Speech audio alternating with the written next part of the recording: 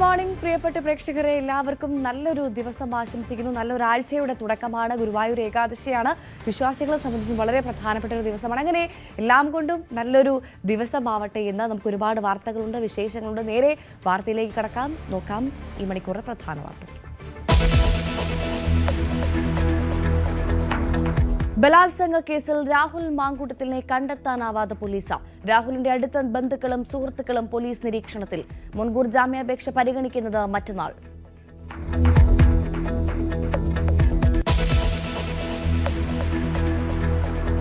Cyber അധിക്ഷേപ കേസിൽ അറസ്റ്റിലായ രാഹുൽ ഈശ്വറിനെ ഇന്ന് കോടതിയിൽ ഹാജരാക്കും. സന്ദീപ് വാര്യർ ഉൾപ്പെടെയുള്ള 4 പ്രതികൾക്കെതിരെയും സമാന നടപടിക്ക് സാധ്യത.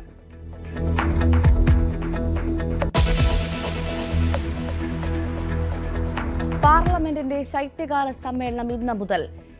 SIR-ലും ഡൽഹി സ്ഫോടനത്തിലും ചർച്ച വേണമെന്ന പ്രതിപക്ഷം. സമ്മേളന കാലയളവിൽ അവതരിപ്പിക്കുക 13 ബില്ലുകൾ.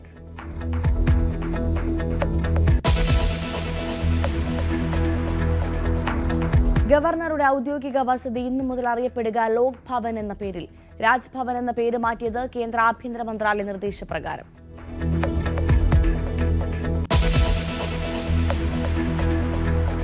ഡിറ്റ്വ ചുഴലിക്കാറ്റിന്റെ തീവ്രത കുറഞ്ഞു. വടക്കൻ തമിഴ്നാട്ടിലും തെക്കൻ ആന്ധ്രയിലും ശക്തമായ മഴയ്ക്ക് സാധ്യത. ശ്രീലങ്കയിൽ മരണം 334. 12 ലക്ഷം ദുരന്ത ബാധിതരെന്ന് ലങ്കൻ സർക്കാർ.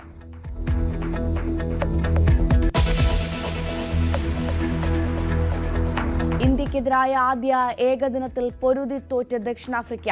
ഇന്ത്യൻ ജയം 17 റൺസിന്. കുൽദീപിന് 4 വിക്കറ്റ്.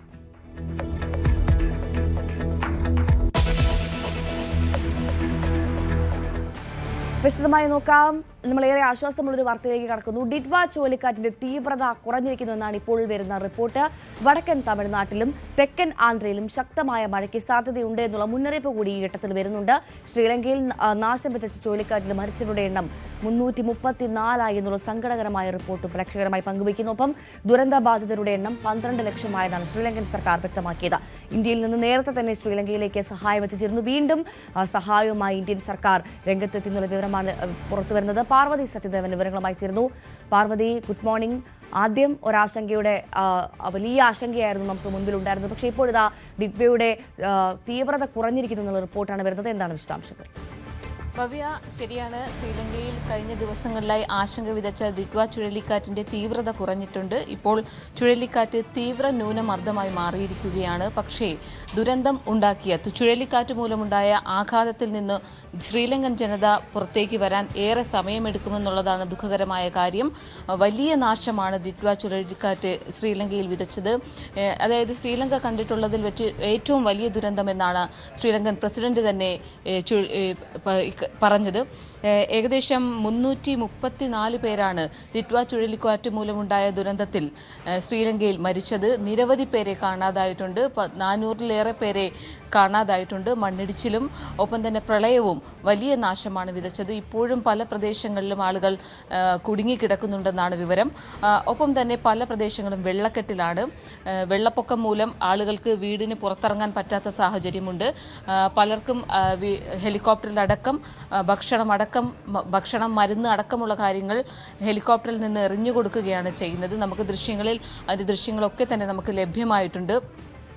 ഏകദേശം 334 പേർ മരിച്ചു. ദുരന്തം ബാധിച്ചത് 12 ലക്ഷം പേരെയാണെന്നാണ് ശ്രീലങ്കൻ സർക്കാർ തന്നെ വ്യക്തമാക്കുന്നത്. ഇതിൻ്റെ തീവ്രത എത്രത്തോളം ഉണ്ടെന്ന് വ്യക്തമാകുന്നതാണ് ഭവ്യ. ഒപ്പം ചുഴലിക്കാറ്റിൻ്റെ അനന്തര ഫലം അനുഭവിക്കുന്നത് ഇവിടുത്തെ ജനതയാണ്. സ്കൂളുകളെല്ലാം അടച്ചിട്ടിരിക്കുകയാണ്. ആശുപത്രികളിൽ 24 മണിക്കൂറും ഡോക്ടർമാരുടെ സേവനം ലഭ്യമാകുന്നുണ്ട്. ഈ ജീവിതം, ഇവരുടെ ശ്രീലങ്കൻ ജനതയുടെ ജീവിതം സാധാരണ നിലയിലാകാൻ ഇനിയും സമയമെടുക്കും. എന്നാലും ശ്രീലങ്കയിൽ ഈ കാറ്റിൻ്റെ ശക്തി കുറഞ്ഞിട്ടുണ്ടെങ്കിൽ പോലും മഴ ശക്തമാണ്. പലയിടങ്ങളിലും വെള്ളക്കെട്ട് രൂക്ഷമാണ്. വെള്ളപ്പൊക്കം ഈ ജനജീവിതത്തെയും ബാധിച്ചിട്ടുണ്ട്. ആളുകൾക്ക് കടയിൽ പോകാനോ അല്ലെങ്കിൽ മറ്റാവശ്യങ്ങൾക്ക് പുറത്തേക്ക് പോകാനോ ഒന്നും സാധിക്കാത്ത അവസ്ഥയാണ്. വലിയ ക്ഷാമം, ഭക്ഷണത്തിനടക്കം ക്ഷാമം നേരിടുന്ന പ്രദേശങ്ങളടക്കം ശ്രീലങ്കയിൽ ഇപ്പോൾ ഉണ്ട്. ഈ ദുരന്തത്തിൻ്റെ പശ്ചാത്തലത്തിൽ ശ്രീലങ്കയിൽ അടിയന്തരാവസ്ഥ പ്രഖ്യാപിച്ചിട്ടുണ്ട്. വിനോദസഞ്ചാര കേന്ദ്രങ്ങൾ വീടുകൾ കുന്നിൻ പ്രദേശങ്ങളായ കാൻഡി, സുവാര ഏലിയ എന്നിവിടങ്ങളിൽ ആണ് ചുഴലിക്കാറ്റ് വ്യാപകമായ നാശം വിതച്ചത്. കാൻഡിയിൽ മാത്രം 80-ലേറെ പേരാണ് മരിച്ചതെന്നാണ് മനസ്സിലാക്കുന്നത്. അതാണ് പർവ്വത എത്രത്തിൽ വലിയ ദുരന്തം ശ്രീലങ്ക നേരിടുന്ന സമയത്ത് ഇന്ത്യ ശ്രീലങ്കയെ ചേർത്ത് പിടിക്കാൻ ശ്രമിച്ചു എന്നുള്ളത് ഏറെ ശ്രദ്ധേയമായ കാര്യമാണ്. തുടക്കം മുതൽ ഇത്തരത്തിൽ ഇന്ത്യയുടെ ഒരു കരുതൽ ഇടപെടൽ ഈ വിഷയത്തിൽ ഉണ്ടായിരുന്നു. വലിയ സഹായം ഇന്ത്യയുടെ ഭാഗത്തുനിന്ന് ശ്രീലങ്കയ്ക്ക് ലഭ്യമായി നമ്മൾ കണ്ടതാണ്. വീണ്ടും ആ കരുതൽ ഉണ്ടാകുന്നു, ആ ഒരു ചേർത്ത് പിടിക്കൽ ഉണ്ടാകുന്നു എന്ന് മനസ്സിലാക്കുന്നു. ഇപ്പോൾ വീണ്ടും ആ സഹായം ഏതു തരത്തിലാണ് ലങ്കയിലേക്ക് എത്തുന്നത്? തീർച്ചയായും ഭവ്യ, ഇന്ത്യ അടക്കമുള്ള രാജ്യങ്ങൾ, ലോകരാജ്യങ്ങളെല്ലാം ശ്രീലങ്കയ്ക്ക് സഹായഹസ്തം നീട്ടുന്നുണ്ട്. ഇന്ത്യ ആദ്യ ദിവസം തന്നെ ഓപ്പറേഷൻ സാഗർ ഇതിനായി ആവിഷ്കരിച്ചിരുന്നു. ആദ്യ ദിവസം മുതൽ തന്നെ ദുരന്ത ബാധിതർക്കായുള്ള അവശ്യ സാധനങ്ങൾ, ഭക്ഷണ സാധനങ്ങൾ, കിറ്റ്, ഹൈജീൻ കിറ്റ് തുടങ്ങിയ സാധനങ്ങളെല്ലാം ഇന്ത്യൻ എയർഫോഴ്സ് ശ്രീലങ്കയിൽ എത്തിച്ചിരുന്നു. ഓപ്പറേഷൻ സാഗർ ബന്ധുവിൻ്റെ ഭാഗമായാണ് ഇന്ത്യ അടക്കമുള്ള രാജ്യങ്ങൾ ഈ സഹായഹസ്തം നീട്ടുന്നത്. രാജ്യത്തെ വീണ്ടെടുക്കൽ വേണ്ടി ശ്രീലങ്ക ലോകരാജ്യങ്ങളോട് സഹായം അഭ്യർത്ഥിക്കുകയും ചെയ്തിരുന്നു. ശ്രീലങ്കൻ സർക്കാർ വിദേശ സഹായം തേടിയിട്ടുണ്ട്. സംഭാവനകൾ രാജ്യത്തെ വീണ്ടെടുക്കാൻ വേണ്ടിയുള്ള പ്രവർത്തനങ്ങൾക്കായി ലോകരാജ്യങ്ങളുടെ സഹായം തേടിയിട്ടുണ്ട്. ഇന്ത്യ ആദ്യ ദിവസം മുതൽ തന്നെ INS വിക്രാന്ത് അടക്കം ശ്രീലങ്കയുടെ തിരിച്ചുവരവിനായി, ശ്രീലങ്കയ്ക്ക് സഹായം എത്തിക്കുന്നതിനായി വിട്ടു നൽകിയിരുന്നു. മറ്റൊരു കാര്യം, ചുഴലിക്കാറ്റ് മൂലം തമിഴ്നാട്, ആന്ധ്ര തീരങ്ങളിലടക്കം ജാഗ്രതാ നിർദ്ദേശം നൽകിയിരുന്നു. ഇവിടങ്ങളിലും ഈ സംസ്ഥാനങ്ങളിലും സംസ്ഥാനങ്ങളിലും ശ്രീലങ്കയിലുണ്ടായ ഡിറ്റ്വ ചുഴലിക്കാറ്റിൻ്റെ പ്രഭാവത്താൽ വലിയ നാശമാണ് ഉണ്ടായിട്ടുള്ളത്. തമിഴ്നാട്ടിൽ ഇന്നലെയും ശക്തമായ മഴയായിരുന്നു. ഇന്ന് മഴയുടെ ശക്തി കുറഞ്ഞുവെന്നാണ് മനസ്സിലാക്കുന്നത്. കൂടല്ലൂർ, നാഗപട്ടണം, മയിലാടുംതുറ, വില്ലുപുരം, ചെങ്കൽപ്പെട്ട്, പുതുക്കോട്ടൈ, ഒപ്പം തഞ്ചാവൂർ, തിരുവാരൂർ, അയലൂർ, പെരുമ്പള്ളൂർ, തിരുച്ചിറപ്പള്ളി, ചെന്നൈ, കാഞ്ചീപുരം, തിരുവള്ളൂർ, റാണിപ്പെട്ട് തുടങ്ങിയ ജില്ലകളിലെല്ലാം ശക്തമായ മഴയാണ് ഡിറ്റ്വ ചുഴലിക്കാറ്റിൻ്റെ സ്വാധീനത്താൽ ഉണ്ടായത്. 24 മണിക്കൂറിനിടെ വ്യാപകമായ മഴ ലഭിച്ചു. ഇപ്പോൾ മഴയുടെ തീവ്രത കുറഞ്ഞിട്ടുണ്ടെങ്കിൽ പോലും ഈ പ്രദേശങ്ങളിലെല്ലാം മഴ പെയ്യുന്നുണ്ട്. ആന്ധ്രയിലും ഈ കനത്ത തയ്യാറെടുപ്പുകൾ നടത്തിയിരുന്നു. ചുഴലിക്കാറ്റിൻ്റെ മുന്നറിയിപ്പിൻ്റെ പശ്ചാത്തലത്തിൽ തയ്യാറെടുപ്പുകൾ വ്യാപകമായി നടത്തിയിരുന്നു. ഗർഭിണികൾ അടക്കമുള്ളവരെ വീടുകളിൽ നിന്ന് ആശുപത്രികളിലേക്ക് സർക്കാർ മുൻകൂട്ടി തന്നെ മാറ്റിയിരുന്നു. കാരണം ഒരു ദുരന്തം, ഒരു വലിയ വെള്ളക്കെട്ടോ അല്ലെങ്കിൽ പ്രളയം പോലൊരു സാഹചര്യമോ ഉണ്ടായി കഴിഞ്ഞാൽ ഇവർക്ക് അടിയന്തര ചികിത്സ ലഭ്യമാക്കാനാകില്ലെന്ന തിരിച്ചറിവിലാണ് ഇത്തരം നടപടികൾ സർക്കാരുകൾ തീരുമാനിച്ചത്. ഇപ്പോഴും 24 മണിക്കൂറും പ്രവർത്തിക്കുന്ന കൺട്രോൾ റൂമുകൾ ഈ 2 സംസ്ഥാനങ്ങളിലുമുണ്ട്. ഒപ്പം പുതുച്ചേരിയിലെ വിദ്യാഭ്യാസ സ്ഥാപനങ്ങൾക്ക് ഇന്നും അവധി നൽകിയിട്ടുണ്ട്. ശക്തമായ മഴയുണ്ടാകുമെന്ന മുന്നറിയിപ്പിൻ്റെ പശ്ചാത്തലത്തിൽ തന്നെയാണ് ഇന്നും അവധി നൽകിയിട്ടുള്ളത്. വിദ്യാഭ്യാസ മന്ത്രിയാണ് ഇക്കാര്യം അറിയിച്ചിട്ടുള്ളത്. നേരത്തെ ഭവ്യ ചോദിച്ച ഇന്ത്യ അടക്കമുള്ള രാജ്യങ്ങളുടെ സഹായത്തെക്കുറിച്ച് പറഞ്ഞാൽ, ഓപ്പറേഷൻ സാഗർ ബന്ധുവിൻ്റെ ഭാഗമായി ശ്രീലങ്കയിൽ കുടുങ്ങിയ ഇന്ത്യൻ യാത്രക്കാരെ ഒഴിപ്പിച്ചിട്ടുണ്ട്. ഭൂരിഭാഗം ആൾക്കാരെയും ഒഴിപ്പിച്ചിട്ടുണ്ട്. ഇന്ത്യയിൽ നിന്ന് ശ്രീലങ്കയിലേക്ക് വീണ്ടും സഹായവും എത്തിച്ചിട്ടുണ്ട്. ഇന്ത്യൻ എയർഫോഴ്സ് ദുരിതാശ്വാസ സാമഗ്രികൾ വിതരണം ചെയ്യുന്നുണ്ട്. 10 ടൺ ദുരന്ത പ്രതികരണ സാമഗ്രികൾ, മെഡിക്കൽ സംഘം എന്നിവ ഇന്ത്യ കൊളംബോയിൽ എത്തിച്ചിട്ടുണ്ട്. നമ്മുടെ ശ്രീലങ്കയ്ക്കായി ഇന്ത്യ എല്ലാത്തരം സഹായവും നൽകുന്നുണ്ട്. മറ്റ് രാജ്യങ്ങളും ഒപ്പം സഹായം നൽകുന്നുണ്ട്. 2 എയർക്രാഫ്റ്റുകളിലായാണ് ഇന്ത്യക്കാരെ ഒഴിപ്പിച്ചത്. ഇവരെ UPയിലെ ഹിൻഡാൻ വിമാനത്താവളത്തിലും തിരുവനന്തപുരം വിമാനത്താവളത്തിലുമാണ് എത്തിച്ചത്. ഒപ്പം ഈ ദുരന്തത്തിനെ തുടർന്നുണ്ടായ മണ്ണിടിച്ചിൽപ്പെട്ടവരെ ഇനിയും കണ്ടെത്തേണ്ടതുണ്ട്.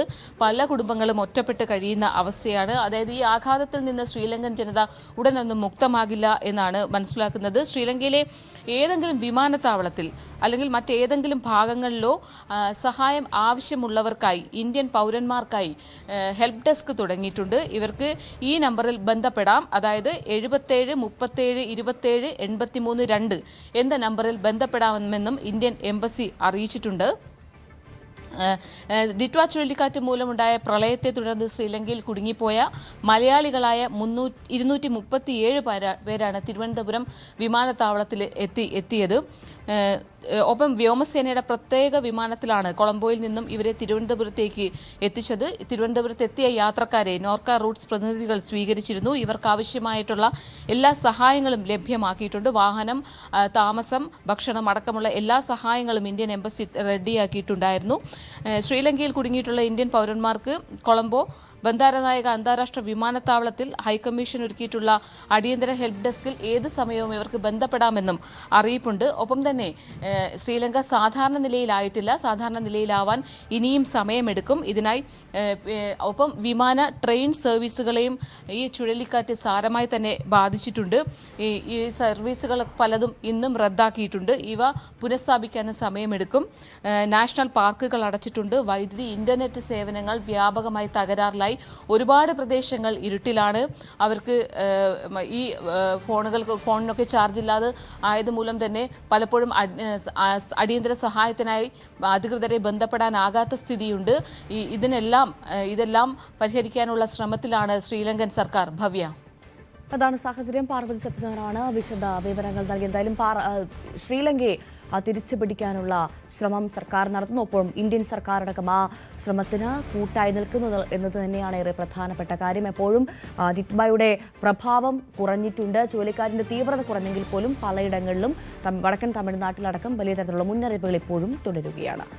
മറ്റു വാർത്തകളിലേക്ക്. പാർലമെന്റിന്റെ ശീതകാല സമ്മേളനത്തിന് ഇന്ന് തുടക്കമാകുന്നു. വോട്ടർ പട്ടിക പ്രത്യേക തീവ്ര പരിഷ്കരണവും ഡൽഹി സ്ഫോടനവും അടക്കമുള്ള വിഷയങ്ങൾ പ്രതിപക്ഷം സഭയിൽ ഉന്നയിക്കും. ഡൽഹിയിലെ വായു മലിനീകരണം, വിലക്കയറ്റം, തൊഴിലില്ലായ്മ, പുതിയ തൊഴിൽ നയം, സംസ്ഥാനങ്ങൾക്കുള്ള കേന്ദ്ര വിഹിതം തുടങ്ങിയവയും ചർച്ചയാകും. MJ മിഥുൻ നൽകും വിവരങ്ങൾ. Mithun, very good morning. എന്തായാലും പാർലമെന്റിൽ ഈ വിഷയങ്ങളിൽ ഏറ്റവും പ്രധാനമായി SIR തന്നെയാണ് ചർച്ച. SIR ഉന്നയിക്കണമെന്ന് തന്നെ നേരത്തെ തന്നെ പ്രതിപക്ഷാംഗങ്ങൾ ഒറ്റക്കെട്ടായി പറഞ്ഞിരുന്നു. ഈ വിഷയം സഭ ചർച്ച ചെയ്തില്ലെങ്കിൽ വലിയ തരത്തിലുള്ള സഭ ബഹിഷ്കരിക്കാനുള്ള സാധ്യതയും നമ്മൾ മുന്നിൽ കാണുന്നുണ്ട്. എന്തൊക്കെയാണ് ഇന്ന് സംഭവിക്കാൻ പോവുക സഭയിൽ? Bhavya, good morning. എന്തായാലും പാർലമെന്റിന്റെ ഇരുസഭകളും ഇന്നു മുതൽ പ്രക്ഷുബ്ധമാകാനുള്ള സാധ്യത തന്നെയാണ് കണക്കാക്കുന്നത്. പ്രത്യേകിച്ച് കഴിഞ്ഞ ദിവസം ചേർന്ന സർവകക്ഷി യോഗത്തിൽ 36 രാഷ്ട്രീയ പാർട്ടികളുടെ പ്രതിനിധികൾ പങ്കെടുത്തിരുന്നു. 56ഓളം നേതാക്കൾ ഈ ഒരു സർവകക്ഷി യോഗത്തിന്റെ ഭാഗമാവുകയും ചെയ്തു. അപ്പോൾ തന്നെ ഈ വിഷയങ്ങൾ പ്രധാനമായും SIR, ഒപ്പം തന്നെ ഈ ഡൽഹിയിലെ സ്ഫോടനം തുടങ്ങിയ വിഷയങ്ങളിൽ ചർച്ച വേണമെന്നുള്ള ആവശ്യം മുന്നോട്ട് വയ്ക്കുകയും ചെയ്തു. അല്ലെങ്കിൽ അത് ചർച്ചയ്ക്കെടുത്തില്ല എങ്കിൽ വലിയ പ്രക്ഷോഭത്തിലേക്ക് കാര്യങ്ങൾ പോകും, സഭാ നടപടികൾ തടസ്സപ്പെടുത്തുമെന്നുള്ള മുന്നറിയിപ്പുകളും ചില നേതാക്കൾ നൽകുകയും ചെയ്തു. എന്തായാലും സുഗമമായ രീതിയിൽ ഈ പാർലമെന്റ് സമ്മേളനം മുന്നോട്ട് കൊണ്ടുപോകാൻ സഹകരിക്കണമെന്നുള്ള അഭ്യർത്ഥന സർക്കാരിന്റെ ഭാഗത്തുനിന്ന് ഉണ്ടാവുകയും ചെയ്തിട്ടുണ്ട്. പ്രത്യേകിച്ച് നമുക്കറിയാം, ഡൽഹി സ്ഫോടനം അത് രാജ്യത്തിന്റെ പ്രധാനപ്പെട്ട തന്ത്രപ്രധാനമായിട്ടുള്ള ഇടത്തിലാണ് നടന്നത്. അങ്ങനെ ഒരു സുരക്ഷാ വീഴ്ച ഉണ്ടായത് ഒരിക്കലും അംഗീകരിക്കാൻ സാധിക്കില്ല എന്നുള്ള നിലപാടിലാണ് പ്രതിപക്ഷ നേതാക്കളുള്ളത്. എങ്ങനെയാണ് ഇത്രയും സുരക്ഷയുള്ളൊരു പ്രദേശത്തേക്ക് ഇത്രയും സ്ഫോടക വസ്തുക്കൾ നിറച്ചുകൊണ്ട് ഒരാൾ വാഹനം കണ്ടുവരികയും അവിടെ ഒരു സ്ഫോടനം നടത്തുകയും ചെയ്തു എന്നുള്ള വളരെ പ്രധാനപ്പെട്ട ചോദ്യം പ്രതിപക്ഷം മുന്നോട്ട് വെക്കുകയും ചെയ്യുന്നുണ്ട്. അതിലൊക്കെ കൃത്യമായ ചർച്ചകൾ നടത്തണം. എങ്ങനെയാണ് ഈ സുരക്ഷാ വീഴ്ച ഉണ്ടായത്, ആരുടെ ഭാഗത്താണ് വീഴ്ച ഉണ്ടായത്, ഒപ്പം തന്നെ ഈ കേസിന്റെ നാൾവഴികൾ ഇപ്പോൾ ഏത് ഘട്ടത്തിൽ എത്തി നിൽക്കുന്നു, ഇതിന്റെ പിന്നിൽ പ്രവർത്തിച്ചവർ മുഴുവൻ പിടിയിലായോ തുടങ്ങിയ നിരവധി ചോദ്യങ്ങൾ സ്വാഭാവികമായും പ്രതിപക്ഷത്തിന്റെ ഭാഗത്ത് നിന്ന് ഉണ്ടാവുകയും ചെയ്യും. മറ്റൊന്ന്, ഈ SIR-മായി ബന്ധപ്പെട്ടാണ്. തീവ്ര വോട്ടർ പരിഷ്കരണവുമായി ബന്ധപ്പെട്ടുള്ള വിഷയത്തിൽ BLO-മാരടക്കം ആത്മഹത്യ ചെയ്യുന്ന സ്ഥിതിവിശേഷം രാജ്യമെമ്പാടും വിവിധ ഇടങ്ങളിലായിട്ട്, അതായത് ഇപ്പോൾ കഴിഞ്ഞ ദിവസം കേന്ദ്ര തെരഞ്ഞെടുപ്പ് കമ്മീഷന്റെ ഭാഗത്ത് നിന്ന് കുറച്ച് സമയം നീട്ടി നൽകിയിരുന്നു. ഈ മാസം 16 വരെ ഈ അന്തിമ അതായത് കരട് വോട്ടർ പട്ടിക പ്രസിദ്ധീകരിക്കുന്ന തീയതി മാറ്റുകയും ചെയ്തിട്ടുണ്ടായിരുന്നു. അത് ചില അഭ്യർത്ഥനകൾ കേരളമടക്കമുള്ള സംസ്ഥാനങ്ങൾ മുന്നോട്ട് വയ്ക്കുകയും ചെയ്തിരുന്നു. അതിൻ്റെ കൂടെ പശ്ചാത്തലത്തിലാണ് ഇങ്ങനെയൊരു നടപടി കേന്ദ്ര തെരഞ്ഞെടുപ്പ് കമ്മീഷന്റെ ഭാഗത്തുനിന്ന് ഉണ്ടായിരിക്കുന്നത് എന്നുള്ളത് BLO-മാരെ സംബന്ധിച്ചും രാഷ്ട്രീയ പാർട്ടികളെ സംബന്ധിച്ചും ആശ്വാസകരമായിട്ടുള്ള ഒരു കാര്യമാണ്. പ്രത്യേകിച്ച് കേരളത്തിലെ രാഷ്ട്രീയ പാർട്ടികളെ സംബന്ധിച്ച് ഈ മാസം 9-നായിരുന്നു ഇതിൻ്റെ ഒരു കരട് പട്ടിക പുറത്തു വരേണ്ടിയിരുന്നത്. അപ്പോൾ തദ്ദേശ തെരഞ്ഞെടുപ്പിൻ്റെ ആദ്യഘട്ട വോട്ടെടുപ്പ് നടക്കുന്ന വേള കൂടിയായിരുന്നു. അതുകൊണ്ട് തന്നെ കുറച്ച് സാവകാശം അല്ലെങ്കിൽ അത്രയും കുറച്ചുകൂടി സമയം നൽകണമെന്നുള്ളതായിരുന്നു ഇവർ മുന്നോട്ട് വെച്ച ആവശ്യം. അതെന്തായാലും തെരഞ്ഞെടുപ്പ് കമ്മീഷന്റെ ഭാഗത്തുനിന്ന് ഒരു അനുകൂല നടപടി ഉണ്ടാവുകയെങ്കിൽ പോലും തന്നെ ഈ വിഷയത്തിൽ നിരവധി വോട്ടർമാർക്ക് തങ്ങളുടെ സംവിധാന അവകാശങ്ങൾ നിഷേധിക്കപ്പെടുന്നു. അതിൽ കൃത്യമായ രീതിയിലുള്ള ചില വ്യവസ്ഥകൾ പാലിക്കുന്നില്ല തുടങ്ങി നിരവധി കാര്യങ്ങൾ ഈ ഒരു SIR-മായി ബന്ധപ്പെട്ട് പ്രതിപക്ഷം ചില ചോദ്യങ്ങൾ ഉന്നയിക്കുന്നുണ്ട്. ഒപ്പം തന്നെ ഈ വോട്ട് ചോരിയുമായി ബന്ധപ്പെട്ടുള്ള വിഷയങ്ങൾ രാഹുൽ ഗാന്ധി ഉയർത്തിയിട്ടുള്ള കാര്യങ്ങൾ അതെല്ലാം ഈ സഭയുടെ മുമ്പാകെ വരികയും ചെയ്യും. ഇന്നു മുതൽ തന്നെ ഈ വിഷയങ്ങൾ ഉന്നയിച്ചു നൽകുകയും ചെയ്യും. എന്തായാലും ഇതിനു പുറമെ ഡൽഹിയിലെ വായുമലിനീകരണവുമായി ബന്ധപ്പെട്ടുള്ള പ്രധാനപ്പെട്ട വിഷയം അത് ഇപ്പോഴും കെട്ടടങ്ങാൻ സാധിക്കാത്ത ഒരു പശ്ചാത്തലം. ഇന്ന് സുപ്രീം കോടതിയുടെ പരിഗണനയിൽ ഈ ഒരു വിഷയം വരികയും ചെയ്യുന്നത് കൂടി ഈ വിഷയത്തിലടക്കം പ്രതിപക്ഷ എംപിമാർ നോട്ടീസ് നൽകുമെന്നാണ് നമുക്ക് മനസ്സിലാക്കാൻ സാധിക്കുന്നത്. എന്തായാലും വിവിധ വിഷയങ്ങളിൽ ഈ ഒരു ശൈത്യകാല സമ്മേളനവും വലിയ പ്രക്ഷോഭത്തിലേക്ക് മാറാനുള്ള സാധ്യത തന്നെയാണ് കണക്കാക്കപ്പെടുന്നത്. കഴിഞ്ഞ സമ്മേളനത്തിലും സമാനമായ രീതിയിലുള്ള പ്രക്ഷോഭങ്ങൾ പ്രതിപക്ഷത്തിന്റെ ഭാഗത്തുനിന്നുണ്ടായിരുന്നു. സഭാ നടപടികൾ ആരംഭിക്കുന്നതിന് മുമ്പ് തന്നെ സഭാ കവാടത്തിന് മുന്നിൽ പ്രതിപക്ഷ എംപിമാർ പ്ലക്കാർഡുകൾ ഉയർത്തി SIR-ഉമായി ബന്ധപ്പെട്ടും ഈ വോട്ട് ചോരിയുമായി ബന്ധപ്പെട്ടുമുള്ള വിഷയങ്ങളിൽ വലിയ പ്രതിഷേധം നടത്തുന്നത് നമ്മൾ കാണുകയും ചെയ്താണ്. അതിനുശേഷം സഭാ നടപടികൾ ആരംഭിക്കുമ്പോഴും സമാനമായ പ്രതിഷേധം ലോക്സഭയുടെയും ഒപ്പം തന്നെ രാജ്യസഭയിലും അരങ്ങേറുകയും ചെയ്തിരുന്നു. ഇത്തവണയും ഈ ശൈത്യകാല സമ്മേളനം എന്ന് പറയുന്നത് വളരെ കുറച്ച് നാൾ നീണ്ടു നിൽക്കുന്നതാണ് എന്നുള്ളതാണ്. കുറച്ച് ദിവസങ്ങളിൽ ഈ മാസം 19 വരെയാണ് ഈ ശൈത്യകാല സമ്മേളനം ചേരുന്നത്. ഈ 19 നാൾ ചേരുന്ന ഈ സമ്മേളനത്തിൽ നിരവധി ബില്ലുകൾ, പ്രധാനപ്പെട്ട ബില്ലുകൾ കൂടി ഈ ഭരണപക്ഷത്തിന്റെ ഭാഗത്തു നിന്നുണ്ട്. അതിൽ ഉന്നത വിദ്യാഭ്യാസവുമായി ബന്ധപ്പെട്ടുള്ള ഭേദഗതി ബില്ലടക്കം ഈ ഒരു ഇതിന്റെ ഭാഗമായി വരുന്നുണ്ട്. അങ്ങനെ സുപ്രധാനമായിട്ടുള്ള അടക്കം ചർച്ച ചെയ്യപ്പെടേണ്ട ഒരു ശൈത്യകാല സമ്മേളനമാണ് എന്നുള്ള കാര്യമാണ് സർക്കാർ മുന്നോട്ട് വെക്കുന്നത്. അതുകൊണ്ട് തന്നെ അതിനൊരു അനുഭാവപൂർണ്ണമായിട്ടുള്ള പ്രതികരണം പ്രതിപക്ഷത്തിന്റെ ഭാഗത്തു നിന്ന് ഉണ്ടാകണമെന്നുള്ളൊരു ആവശ്യമാണ് സർക്കാർ അഭ്യർത്ഥന നടത്തിയിരിക്കുന്നത്. അതൊന്നും തന്നെ സ്വാഭാവികമായും അംഗീകരിക്കാൻ സാധ്യതയില്ല എന്നുള്ളത് തന്നെയാണ്. തുടക്കം മുതൽ തന്നെ പ്രക്ഷോഭ പരിപാടികളുമായി മുന്നോട്ട് പോകാൻ തന്നെയാണ് പ്രതിപക്ഷത്തിന്റെ തീരുമാനം. രാവിലെ അല്പസമയത്തിനകം തന്നെ ഇത്തരത്തിൽ കോൺഗ്രസ് അധ്യക്ഷൻ മല്ലികാർജ്ജുൻ ഖാർഗെയുടെയും രാഹുൽ ഗാന്ധിയുടെയും ഒക്കെ നേതൃത്വത്തിൽ ഈ ഒരു പ്രതിപക്ഷ പാർട്ടികളുടെ യോഗം ചേരും. ഇന്ത്യ സഖ്യത്തിന്റെ യോഗം എന്നുള്ള രീതിയിലല്ല എന്നുള്ളതാണ് നമുക്ക് മനസ്സിലാക്കാൻ സാധിക്കുന്നത്. പ്രധാനപ്പെട്ട പാർട്ടി നേതാക്കളൊക്കെ ഈ ഒരു യോഗത്തിന്റെ ഭാഗമാകും. ഇന്നത്തെ അജണ്ട പ്രഖ്യാപിക്കുകയും ചെയ്യും. അതിനുശേഷം രാവിലെ മുതൽ തന്നെ പ്രതിഷേധ പരിപാടികളിലേക്ക് കടക്കാനായിരിക്കും പ്രതിപക്ഷത്തിന്റെ തീരുമാനം എന്നുള്ളതാണ്. ഭവ്യ. MG മിഥുനാണ് വിവരങ്ങൾ നൽകിയത്. രാജ്യത്തെ രാജ്ഭവനുകൾ ലോക് ഭവനുകളായി മാറുന്നതിന്റെ ഭാഗമായി കേരളത്തിലെ രാജ്ഭവൻ ഇന്ന് പുതിയ പേര് സ്വീകരിക്കും. രാജ്ഭവനുകളെ കൂടുതൽ ജനകീയമാക്കി സംസ്ഥാനങ്ങളിൽ ഗവർണർമാരുടെ സാന്നിധ്യം കൂടുതൽ പ്രത്യക്ഷമാക്കാനാണ് NDA സർക്കാരിന്റെ ഈ റീബ്രാൻഡിംഗ്. കൊളോണിയൽ പൈതൃകം പേറുന്നു എന്നൊരു കാര്യം ചൂണ്ടിക്കാട്ടി കഴിഞ്ഞ മാസം 25-ാം തീയതിയായിരുന്നു കേന്ദ്ര ഗവൺമെന്റ് രാജ്യത്തുടനീളമുള്ള ഗവർണർമാരുടെ വസതികളുടെ നാമം രാജ്ഭവനിൽ നിന്നും ലോക് ഭവനിലേക്ക് മാറ്റാനുള്ള വിജ്ഞാപനമിറക്കിയത്. കഴിഞ്ഞ വർഷം നടന്ന ഗവർണർമാരുടെ സമ്മേളനത്തിൽ ഇപ്പോഴത്തെ കേരള ഗവർണർ രാജേന്ദ്ര അർലേക്കർ മുന്നോട്ട് വെച്ച ആശയമാണ് പിന്നീട് കേന്ദ്ര ഗവൺമെന്റ് ഏറ്റെടുക്കുകയും ഇങ്ങനെയൊരു പേരുമാറ്റം മുന്നോട്ട് കൊണ്ടുവരികയും ചെയ്തത്. നിലവിൽ ഡൽഹിയിലെ ലഫ്റ്റനന്റ് ഗവർണർമാരുടെ വസതികളുടെ പേര് രാജ്നിവാസിൽ നിന്നും ലോക് നിവാസിലേക്ക് മാറ്റിയിട്ടുണ്ട്. ഈ ഒരു പേരുമാറ്റിന് പിന്നിൽ പ്രധാനമായി പറയുന്നൊരു കാരണം എന്ന് പറയുന്നത് ഈ ഒരു ജനങ്ങളുമായി ചേർന്ന് നിൽക്കുന്ന ഒരു പേരായിരിക്കണം ഈ ഒരു ഇത്തരം വസതികൾക്കടക്കം നൽകേണ്ടത് എന്നാണ് കേന്ദ്ര ഗവൺമെന്റ് ചൂണ്ടിക്കാണിക്കുന്നത്. രാജ്ഭവൻ എന്നത് ഒരു കൊളോണിയൽ പദമാണെന്നും ലോക് ഭവൻ അതായത് ജനങ്ങളുമായി ചേർന്ന് നിൽക്കുന്ന ഒരു വസതി എന്നായിരിക്കണം പേരെന്ന് ഈ ഒരു ഗവർണർമാരുടെ അടക്കമുള്ള ഒരു നിർദ്ദേശമാണ് ഇത്തരത്തിലൊരു വിജ്ഞാപനമായും ഇപ്പോൾ പേരുമാറ്റവുമായി മുന്നോട്ട് വന്നിരിക്കുന്നത്. ഇന്ന് നമ്മുടെ കേരള ഗവർണർ ഇതുമായി സംബന്ധിച്ച് വിജ്ഞാപനം ഇറക്കുന്നതോടുകൂടി കേരളത്തിലെയും പേര് മാറും. അതായത് രാജ്ഭവൻ എന്നിൽ നിന്നും ലോക് ഭവനിലേക്ക് മാറി ലോക് ഭവൻ കേരള എന്ന പേര് നമ്മുടെ ഗവർണറുടെ വസതിക്ക് സ്വീകരിക്കും. തുടർന്നുള്ള ദിവസങ്ങളിൽ മറ്റുള്ള സംസ്ഥാനങ്ങളിലും ഇങ്ങനൊരു പേരുമാറ്റ പ്രക്രിയകൾ നടക്കുന്നുണ്ട്. അസമിലും മറ്റും കഴിഞ്ഞ ദിവസം ഈ ഒരു പേരുമാറ്റവുമായി ബന്ധപ്പെട്ട വിജ്ഞാപനം ഇറങ്ങിക്കഴിഞ്ഞു. തുടർന്ന് വരുന്ന മാസങ്ങളിലും ഈ പേരുമാറ്റം വരുന്നതോടുകൂടി രാജ്ഭവൻ എന്നത് ഓർമ്മയാകും. ക്യാമറമാൻ സന്തോഷിനോടൊപ്പം സാരംഗ് സുധാകരൻ, ന്യൂസ് 18 തിരുവനന്തപുരം. ലൈംഗികാരോപണ കേസിൽ ഒളിവിൽ കഴിയുന്ന രാഹുൽ മാങ്കൂട്ടത്തിൽ MLAയ്ക്ക് വേണ്ടി തിരച്ചിൽ തുടരുന്ന പോലീസ്. പാലക്കാടും കോയമ്പത്തൂരും പത്തനംതിട്ടയിലും കഴിഞ്ഞ ദിവസം രാത്രി പരിശോധന നടത്തിയിരുന്നു.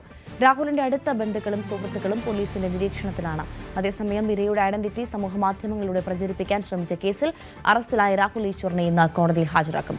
സന്ദീപ് വാര്യർ ഉൾപ്പെടെയുള്ള കേസിലെ മറ്റ് 4 പ്രതികൾക്കെതിരെയും സമാന നടപടി ഉണ്ടാകുമെന്നാണ് സൂചന. അതേസമയം ഇരയുടെ ചിത്രങ്ങൾ സമൂഹമാധ്യമത്തിൽ പ്രചരിപ്പിക്കുകയും അധിക്ഷേപിക്കുകയും ചെയ്ത സംഭവത്തിൽ കൂടുതൽ അറസ്റ്റ് ഉണ്ടായേക്കുമെന്നാണ് സൂചന. MG മിഥുൻ വിവരങ്ങളുമായി ചേർന്നു. മിഥുൻ, വിശദാംശങ്ങൾ. ഭവ്യ, കുറച്ച് ദിവസങ്ങളായി ഈ ഒരു കേസ് എടുത്തിട്ട് ഒപ്പം തന്നെ രാഹുൽ മാങ്കൂട്ടത്തിൽ എവിടെയെന്ന ചോദ്യത്തിന് ഇപ്പോഴും ഉത്തരം നൽകാൻ പോലീസിന് സാധിച്ചിട്ടില്ല എന്നുള്ളതാണ്. കേരള പോലീസിനെ സംബന്ധിച്ച് വളരെ പെട്ടെന്ന് തന്നെ പിടികൂടാൻ പറ്റുന്ന ഒരു ആളാണ് രാഹുൽ മാങ്കൂട്ടത്തിൽ എന്നുള്ളത്. ഒരു MLA ആണ്. പക്ഷേ ഇത്രയും ദിവസമായിട്ടും, അതായത് ഈ വക്കാലത്ത് ഒപ്പിടാൻ തിരുവനന്തപുരം നഗരത്തിൽ വന്ന് വക്കാലത്ത് ഒപ്പിട്ട് പോയിട്ട് പോലും ഇപ്പോഴും പോലീസിന് MLA കണ്ടെത്താനായില്ല എന്ന് പറയുന്നത് ഒരിക്കലും വിശ്വസിക്കാൻ പറ്റാത്ത ഒരു സാഹചര്യം തന്നെയാണ്. അതിൽ പ്രതിപക്ഷത്തിന് എതിരെ ആഞ്ഞടിക്കുന്നുണ്ട് ഈ ഒരു വിഷയത്തിൽ CPM ഉൾപ്പെടെയുള്ള കക്ഷികൾ. കഴിഞ്ഞ ദിവസം മന്ത്രി വി ശിവൻകുട്ടി അടക്കം പറഞ്ഞത് KPCC ആണ് ഇയാൾക്ക് ഒളിവിൽ കഴിയുന്നതിന് വേണ്ടിയുള്ള എല്ലാ സംരക്ഷണവും നൽകുന്നത്, അതിനുവേണ്ടിയുള്ള എല്ലാ നടപടികളും സ്വീകരിക്കുന്നതെന്ന് പറയുകയും ചെയ്യുന്നു. പക്ഷേ ആഭ്യന്തര വകുപ്പ് കൈകാര്യം ചെയ്യുന്ന അല്ലെങ്കിൽ അങ്ങനെയുള്ള ഇത്രയും വലിയൊരു രാജ്യത്തെ തന്നെ ഏറ്റവും പ്രധാനപ്പെട്ട പോലീസ് എന്ന് വിശേഷിക്കപ്പെടുന്ന കേരള പോലീസിന് എന്തുകൊണ്ട് ഇങ്ങനെ ഇത്രയും ദിവസമായിട്ട് ഈ രാഹുൽ മാങ്കൂട്ടത്തിനെ കണ്ടെത്താനാകുന്നില്ലെന്ന് ഒരിക്കലും നമുക്ക് വിശ്വസിക്കാൻ കഴിയില്ല. കാരണം എവിടെയുണ്ട് എന്നടക്കമുള്ള കൃത്യമായ വിവരങ്ങൾ എന്തായാലും പോലീസിന് ലഭിച്ചിട്ടുണ്ടാകാം. പക്ഷേ അറസ്റ്റ് അടക്കമുള്ള നടപടികളിലേക്ക് കടക്കാത്തതിൻ്റെ ഒരു പ്രധാനപ്പെട്ട കാരണം തദ്ദേശ തെരഞ്ഞെടുപ്പ് അടുത്തിരിക്കുകയാണ്. ഈ വിഷയം കൂടുതൽ പ്രത്യക്ഷത്തിൽ ഇങ്ങനെ നിലനിൽക്കുക എന്നുള്ളത് തന്നെയാണ്. അത് ജനങ്ങളിലേക്ക് എത്തിക്കുക എന്നുള്ളതാണ് പ്രധാനമായും ഭരണപക്ഷം കരുതുകയും ചെയ്യുന്നത്. അതിൻ്റെ ഒരു ഭാഗമായി അല്ലെങ്കിൽ അത്തരത്തിലുള്ളൊരു ഗൂഢാലോചനയുടെ ഭാഗമായിട്ടായിരിക്കാം ഇങ്ങനെയൊരു നടപടി പോലീസിന്റെ ഭാഗത്തുനിന്ന് ഉണ്ടാകുന്നുള്ള കാര്യം, അല്ലെങ്കിൽ അത് ആ ഒരു സംശയം ബലപ്പെടുന്ന തരത്തിലേക്കാണ് കാര്യങ്ങൾ പോവുകയും ചെയ്യുന്നത്. പ്രത്യേകിച്ച് വളരെ ഗുരുതരമായിട്ടുള്ള ആരോപണമാണ് MLAക്കെതിരെ ഉയർന്നു വന്നിരിക്കുന്നത്. പരാതിക്കാരി എവിടെയെന്ന് ചോദ്യമായിരുന്നു ആദ്യമൊക്കെ പ്രതിപക്ഷ നേതാക്കൾ ഉന്നയിച്ചെങ്കിൽ ഇപ്പോൾ പരാതിക്കാരിയുണ്ട്, കേസെടുത്തിട്ടുണ്ട്. നിരവധി പേരുമായി ഇതുമായി ബന്ധപ്പെട്ടുള്ള അന്വേഷണങ്ങൾ നടക്കുകയും ചെയ്യുന്നു. എന്തായാലും ഈ ഫ്ളാറ്റ് കേന്ദ്രീകരിച്ച്, പാലക്കാട്ടെ ഫ്ളാറ്റ് കേന്ദ്രീകരിച്ച്, രാഹുൽ മാങ്കൂട്ടത്തിന്റെ അടൂരിലെ വസതി കേന്ദ്രീകരിച്ച്, മറ്റ് ഇടങ്ങൾ കേന്ദ്രീകരിച്ചൊക്കെ വ്യാപകമായിട്ടുള്ള പരിശോധന ഇത്തരത്തിൽ പോലീസിന്റെ ഭാഗത്തുനിന്ന് അത്തരത്തിൽ പരിശോധന നടക്കുന്നു. പക്ഷെ അപ്പോൾ പോലും ഇത്തരത്തിൽ ലൈംഗിക പീഡന പരാതി നേരിട്ട നേതാവിനെ നിയമത്തിന് വിട്ടുകൊടുക്കാത്ത സർക്കാരിന്റെ CPMന്റെ സ്ത്രീ സംരക്ഷക വേഷം കെട്ടലിനെതിരെ വലിയ തരത്തിലാണ് സമൂഹത്തിൽ നിന്ന് വിമർശനമുയർന്നത് എന്നതും ശ്രദ്ധേയമാണ്. രാഹുൽ പോലീസിനെ കൺമുൻപിൽ ഉണ്ടായിട്ട് പോലും അറസ്റ്റ് ചെയ്യാത്തത് എന്തുകൊണ്ട് എന്നുള്ള ചോദ്യമാണ് പൊതുസമൂഹം ഉന്നയിക്കുന്നത്. മിഥുൻ, ഭവ്യ, അത് തന്നെയാണ്. കഴിഞ്ഞ കുറച്ച് ദിവസങ്ങളായി ഇപ്പോഴും MLA കണ്ടെത്താനാകാതെ ഇരുട്ടിൽ തപ്പുകയാണ് പോലീസ് എന്നുള്ളത് തന്നെയാണ്. ഞാൻ നേരത്തെ സൂചിപ്പിച്ച പോലെ തന്നെ H. വെങ്കടേഷിന്റെ നേതൃത്വത്തിലാണ് ഈ ഒരു സംഘം 4 സംഘങ്ങളായി തിരിഞ്ഞുകൊണ്ടാണ് ഇത്തരത്തിൽ പരിശോധന വ്യാപകമാക്കിയിരിക്കുന്നത്. ആദ്യഘട്ടത്തിലൊക്കെ MLA കേരളം വിട്ടുപോയി തമിഴ്നാട്ടിലേക്ക് പോയി എന്നടക്കമുള്ള വളരെ കൃത്യമായിട്ടുള്ള വിവരങ്ങളൊക്കെ പുറത്തു വരികയും ചെയ്തിരുന്നു. പിന്നാലെ ആ സമയത്ത് കൂടിയാണ് ഈ മുൻകൂർ ജാമ്യാപേക്ഷയുമായി ബന്ധപ്പെട്ട് അദ്ദേഹം തിരുവനന്തപുരത്ത് വരികയും അതിൽ വക്കാലത്ത് ഒപ്പിടുകയും ഒക്കെ ചെയ്ത് തിരുവനന്തപുരത്ത് മണിക്കൂറുകളോളം ചെലവഴിച്ചതിന് ശേഷമാണ് രാഹുൽ മാങ്കൂട്ടത്തിൽ ഇവിടെ നിന്ന് മടങ്ങുകയും ചെയ്തത്. അപ്പോഴൊക്കെ കേരള പോലീസ് എന്ത് ചെയ്തു, അല്ലെങ്കിൽ ഈ വിഷയത്തിൽ എന്ത് നടപടി സ്വീകരിച്ചു എന്നുള്ളതാണ്. അതായത് മുൻകാലങ്ങളിൽ ഈ ഒരു വിഷയവുമായി ബന്ധപ്പെട്ട 5 കേസുകൾ, അതായത് ഓൺലൈനിൽ ലഭ്യമായ പരാതികളുടെ അടിസ്ഥാനത്തിൽ 5 കേസുകൾ ക്രൈംബ്രാഞ്ച് രജിസ്റ്റർ ചെയ്തതാണ്. പക്ഷേ അപ്പോഴൊക്കെ പരാതിക്കാരിയോ അല്ലെങ്കിൽ അങ്ങനെ ഒരു വ്യക്തമായ പരാതിയോ ഇല്ലാത്തതിൻ്റെ അടിസ്ഥാനത്തിൽ ആ കേസ് എങ്ങും എത്താതെ നട്ടം തിരിയുന്നത് നമ്മൾ കാണുകയും ചെയ്തതാണ്. പക്ഷേ ഇപ്പോഴങ്ങനെയല്ല. വ്യക്തമായ പരാതിയുണ്ട്. പരാതിക്കാരി മുഖ്യമന്ത്രിക്ക് തന്നെ നേരിട്ടെത്തി പരാതി നൽകുകയും അത് DGPക്ക് കൈമാറുകയും ഒപ്പം തന്നെ അതിൻ്റെ ഈ പ്രത്യേക അന്വേഷണ സംഘത്തിന് കൈമാറുകയും ചെയ്തൊരു പശ്ചാത്തലമാണ്. അപ്പോൾ പോലും തന്നെ എന്തുകൊണ്ടാണ് ഈ അറസ്റ്റ് വൈകുന്നത് എന്നുള്ളൊരു ചോദ്യം ഇപ്പോഴും നിലനിൽക്കുന്നുണ്ട്. അത് ആരെ സംരക്ഷിക്കാനാണ്? കേരള പോലീസ് തന്നെയാണോ MLA സംരക്ഷിക്കുന്നത് എന്നുള്ള ഒരു സംശയം കൂടി ഇപ്പോൾ ബലപ്പെടുകയും ചെയ്യുന്നുണ്ട്. സാമൂഹ്യ മാധ്യമങ്ങളിൽ ചേരിതിരിഞ്ഞുള്ള ആക്രമണം ഈ ഒരു ഘട്ടത്തിലുണ്ട്. ഇരയെ ഈ പ്രത്യക്ഷത്തിലേക്ക് കൊണ്ടുവരുന്ന രീതിയിൽ കോൺഗ്രസ് ആന്റികളുടെ ഭാഗത്ത് നിന്ന് സമാനമായ രീതിയിലുള്ള ചില ഇടപെടലുകൾ ഉണ്ടാകുന്നു. അതിൽ കൃത്യമായ പരിശോധനകൾ നടന്നു വരുന്നുണ്ട്. അതിന്റെ ഭാഗമായി തന്നെയാണ് രാഹുൽ ഈശ്വറിനെ കഴിഞ്ഞ ദിവസം പോലീസ് കസ്റ്റഡിയിലെടുക്കുകയും രാഹുൽ ഈശ്വറിനെ ഇന്ന് കോടതിയിൽ ഹാജരാക്കുകയും ചെയ്തു. സന്ദീപ് വാര്യർ അടക്കമുള്ള മറ്റു പ്രതികൾക്കെതിരെയും സമാനമായ രീതിയിലുള്ള നടപടികൾ സ്വീകരിക്കാനുള്ള സാഹചര്യം തന്നെയാണ് നിലനിൽക്കുകയും ചെയ്യുന്നത്. മറ്റൊന്ന്, ഈ കേസുകളിൽ, അതായത് ഈ സൈബർ ആക്രമണം നടത്തുന്ന ആളുകളെ അതാത് ജില്ലകൾ കേന്ദ്രീകരിച്ച് കേസെടുക്കണമെന്നുള്ള നിർദ്ദേശമാണ് കഴിഞ്ഞ ദിവസം ADGP H. വെങ്കടേഷ് നൽകിയിട്ടുള്ളത്. അങ്ങനെ കൂടുതൽ അറസ്റ്റിനും കൂടുതൽ കേസെടുക്കാനുമുള്ള ഒരു സാധ്യത നിലനിൽക്കുകയും ചെയ്യുന്നുണ്ട്.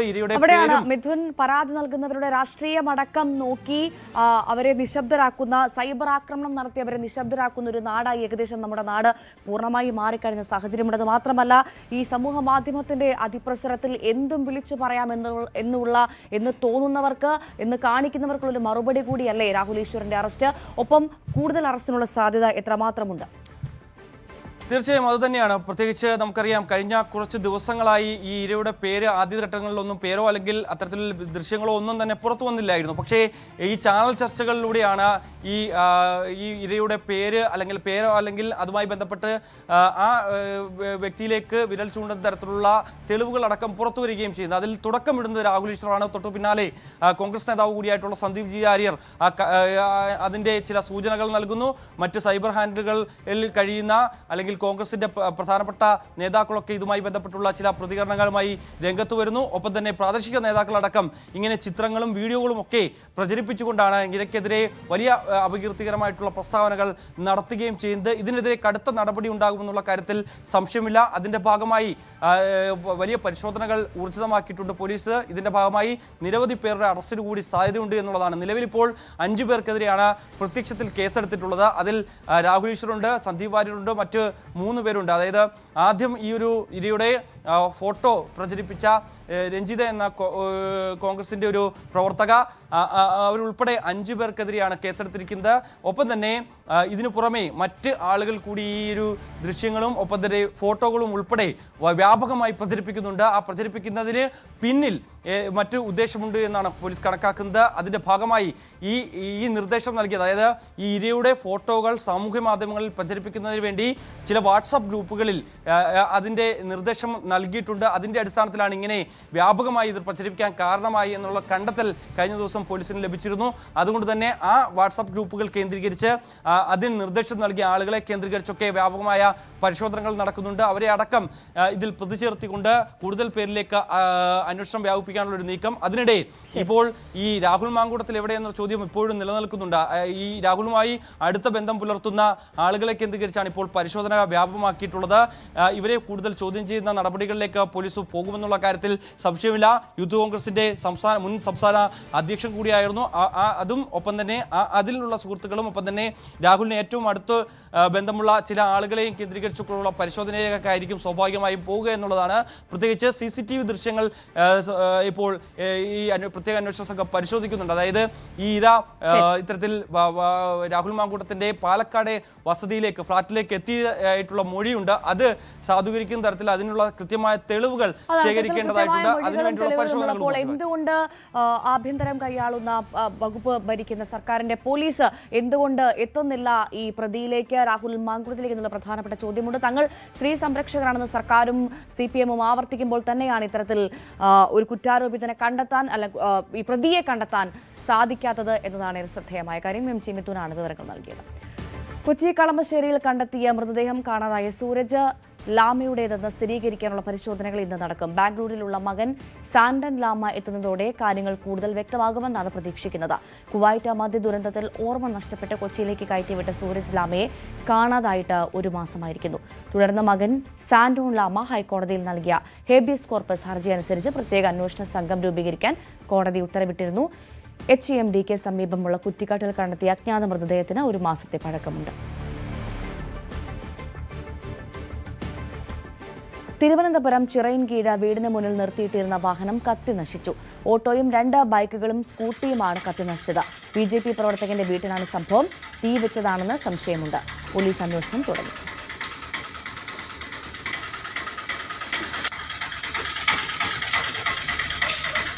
അഭിലാഷ് വിവരങ്ങളുമായി ചേർന്നു ആറ്റിങ്ങിൽ നിന്ന്. അഭിലാഷ്, ഇത് ഏതെങ്കിലും തരത്തിലുള്ള രാഷ്ട്രീയം ഈ സംഭവത്തിന് പിന്നിലുണ്ടോ? എന്താണ് സംഭവിച്ചത്? എപ്പോഴായിരുന്നു?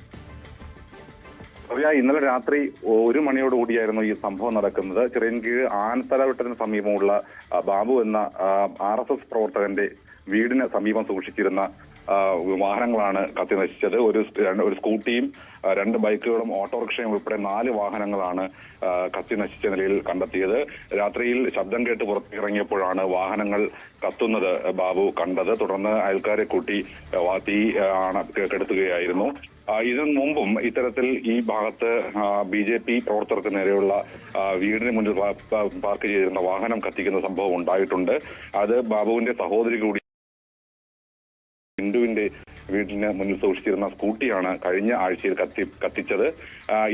ഇതിനെ സംബന്ധിച്ച് CCTV ദൃശ്യങ്ങൾ ഉൾപ്പെടെ പോലീസിന് ലഭിച്ചിരുന്നുവെങ്കിലും അതിൽ പ്രതികളിലേക്ക് എത്തുവാൻ വേണ്ടി പോലീസിന് ഇനിയും കഴിഞ്ഞിട്ടില്ല. ഇതിനിടയിലാണ് ഈ സംഭവം കൂടി ഉണ്ടാകുന്നത് എന്നത് ഏറെ ഇതിന്റെ പ്രാധാന്യം വർദ്ധിപ്പിക്കുന്നു. ഇത് ജനങ്ങൾ ഏറെ ആശങ്കയിലുമാണ് ഈ സംഭവം കൂടി നടന്നതോടുകൂടി. എന്തായാലും ഈ സംഭവത്തിൽ പോലീസിന് CCTV ദൃശ്യങ്ങളോ മറ്റൊന്നും തന്നെ ഇതുവരെയും ലഭിച്ചിട്ടില്ല. കാരണം ഈ ഭാഗത്തൊന്നും തന്നെ CCTVകളൊന്നും തന്നെ ഇല്ല. എന്നാലും ഇവിടേക്ക് എത്തുന്ന വഴികളിലുള്ള CCTV ദൃശ്യങ്ങൾ കൂടി ശേഖരിക്കാനാണ് പോലീസിന്റെ നീക്കം. എന്നാലും കാര്യക്ഷമമായ അന്വേഷണം നടന്നില്ല എന്നുണ്ടെങ്കിൽ തീർച്ചയായും ഇതൊരു വലിയ പ്രതിഷേധത്തിലേക്ക് തന്നെ പോകും. അഭിലാഷാണ് വിവരങ്ങൾ നൽകിയത്. ആലപ്പുഴ കായംകുളത്ത് അഭിഭാഷകനായ മകൻ പിതാവിന് വെട്ടിക്കൊന്നു. പുല്ലൂക്കുളങ്ങരയിൽ നടരാജനാണ് കൊല്ലപ്പെട്ടത്. ഭാര്യ സിന്ധുവിനും ഗുരുതര പരിക്കുണ്ട്. സംഭവത്തിൽ പ്രതി നവജിത്തിനെ പോലീസ് കസ്റ്റഡിയിലെടുത്തു. ലഹരി ഉപയോഗമാണ് അക്രമത്തിന് കാരണമെന്ന് പോലീസ് പറയുന്നു.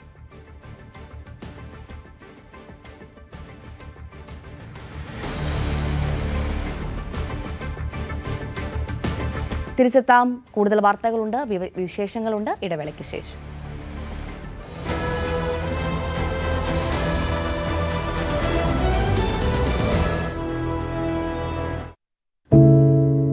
ഒരു മാധ്യമ പ്രവർത്തക എന്ന നിലയ്ക്ക് ഇപ്പോൾ ഏറ്റവും കൂടുതൽ കൈകാര്യം ചെയ്യേണ്ടി വരുന്നത് ലഹരിയുമായി ബന്ധപ്പെട്ട വാർത്തകളാണ്. കൊച്ചുകുട്ടികൾ മുതൽ യുവാക്കൾ വരെ എല്ലാവരും ഉൾപ്പെട്ടിരിക്കുന്ന ലഹരിയുടെ ഒരു വല. എന്താണ് നമ്മുടെ യുവതലമുറയ്ക്ക് സംഭവിക്കുന്നത് എന്നൊക്കെ എല്ലാവരും ചോദിച്ചു കാണും. പക്ഷേ അവരുടെ പ്രശ്നങ്ങളെ, അത് കുട്ടികൾ മുതൽ യുവാക്കൾ വരെ, അവരുടെ പ്രശ്നങ്ങളെ കേൾക്കുന്നതിന്, മനസ്സിലാക്കുന്നതിന്, ഒരു പരിഹാരം പറയുന്നതിന് മുതിർന്നവരായ നമുക്ക് എത്രമാത്രം കഴിയുന്നുണ്ട്? അവരിൽ ഉണ്ടാകുന്ന ചെറിയ മാറ്റങ്ങൾ നമ്മൾ തിരിച്ചറിയാറുണ്ടോ? അവരുടെ ചുറ്റുമുള്ളത് ഒരു മായാലോകമാണ്. സോഷ്യൽ മീഡിയയുടെ, വീഡിയോ ഗെയിമുകളുടെ, സിനിമയുടെ, വാർത്തയുടെ വലിയ വിവരശേഖരത്തിന്റെ ലോകം. ആ ലോകത്തിനകത്ത് കുരുങ്ങിപ്പോകുന്ന കുട്ടികളെ തിരിച്ച് യഥാർത്ഥ ജീവിതത്തിലേക്ക്, മണ്ണിന്റെ മണമുള്ള ജീവിതത്തിലേക്ക് തിരിച്ചു കൊണ്ടുവരാൻ നമുക്കും കഴിയേണ്ടതല്ലേ?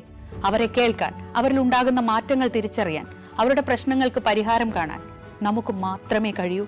ചേർത്ത് പിടിക്കാം നമ്മുടെ കുട്ടികളെ. ലഹരിയുടെ വലയിൽ കുരുങ്ങാതെ അവരെ കാത്തുരക്ഷിക്കാം.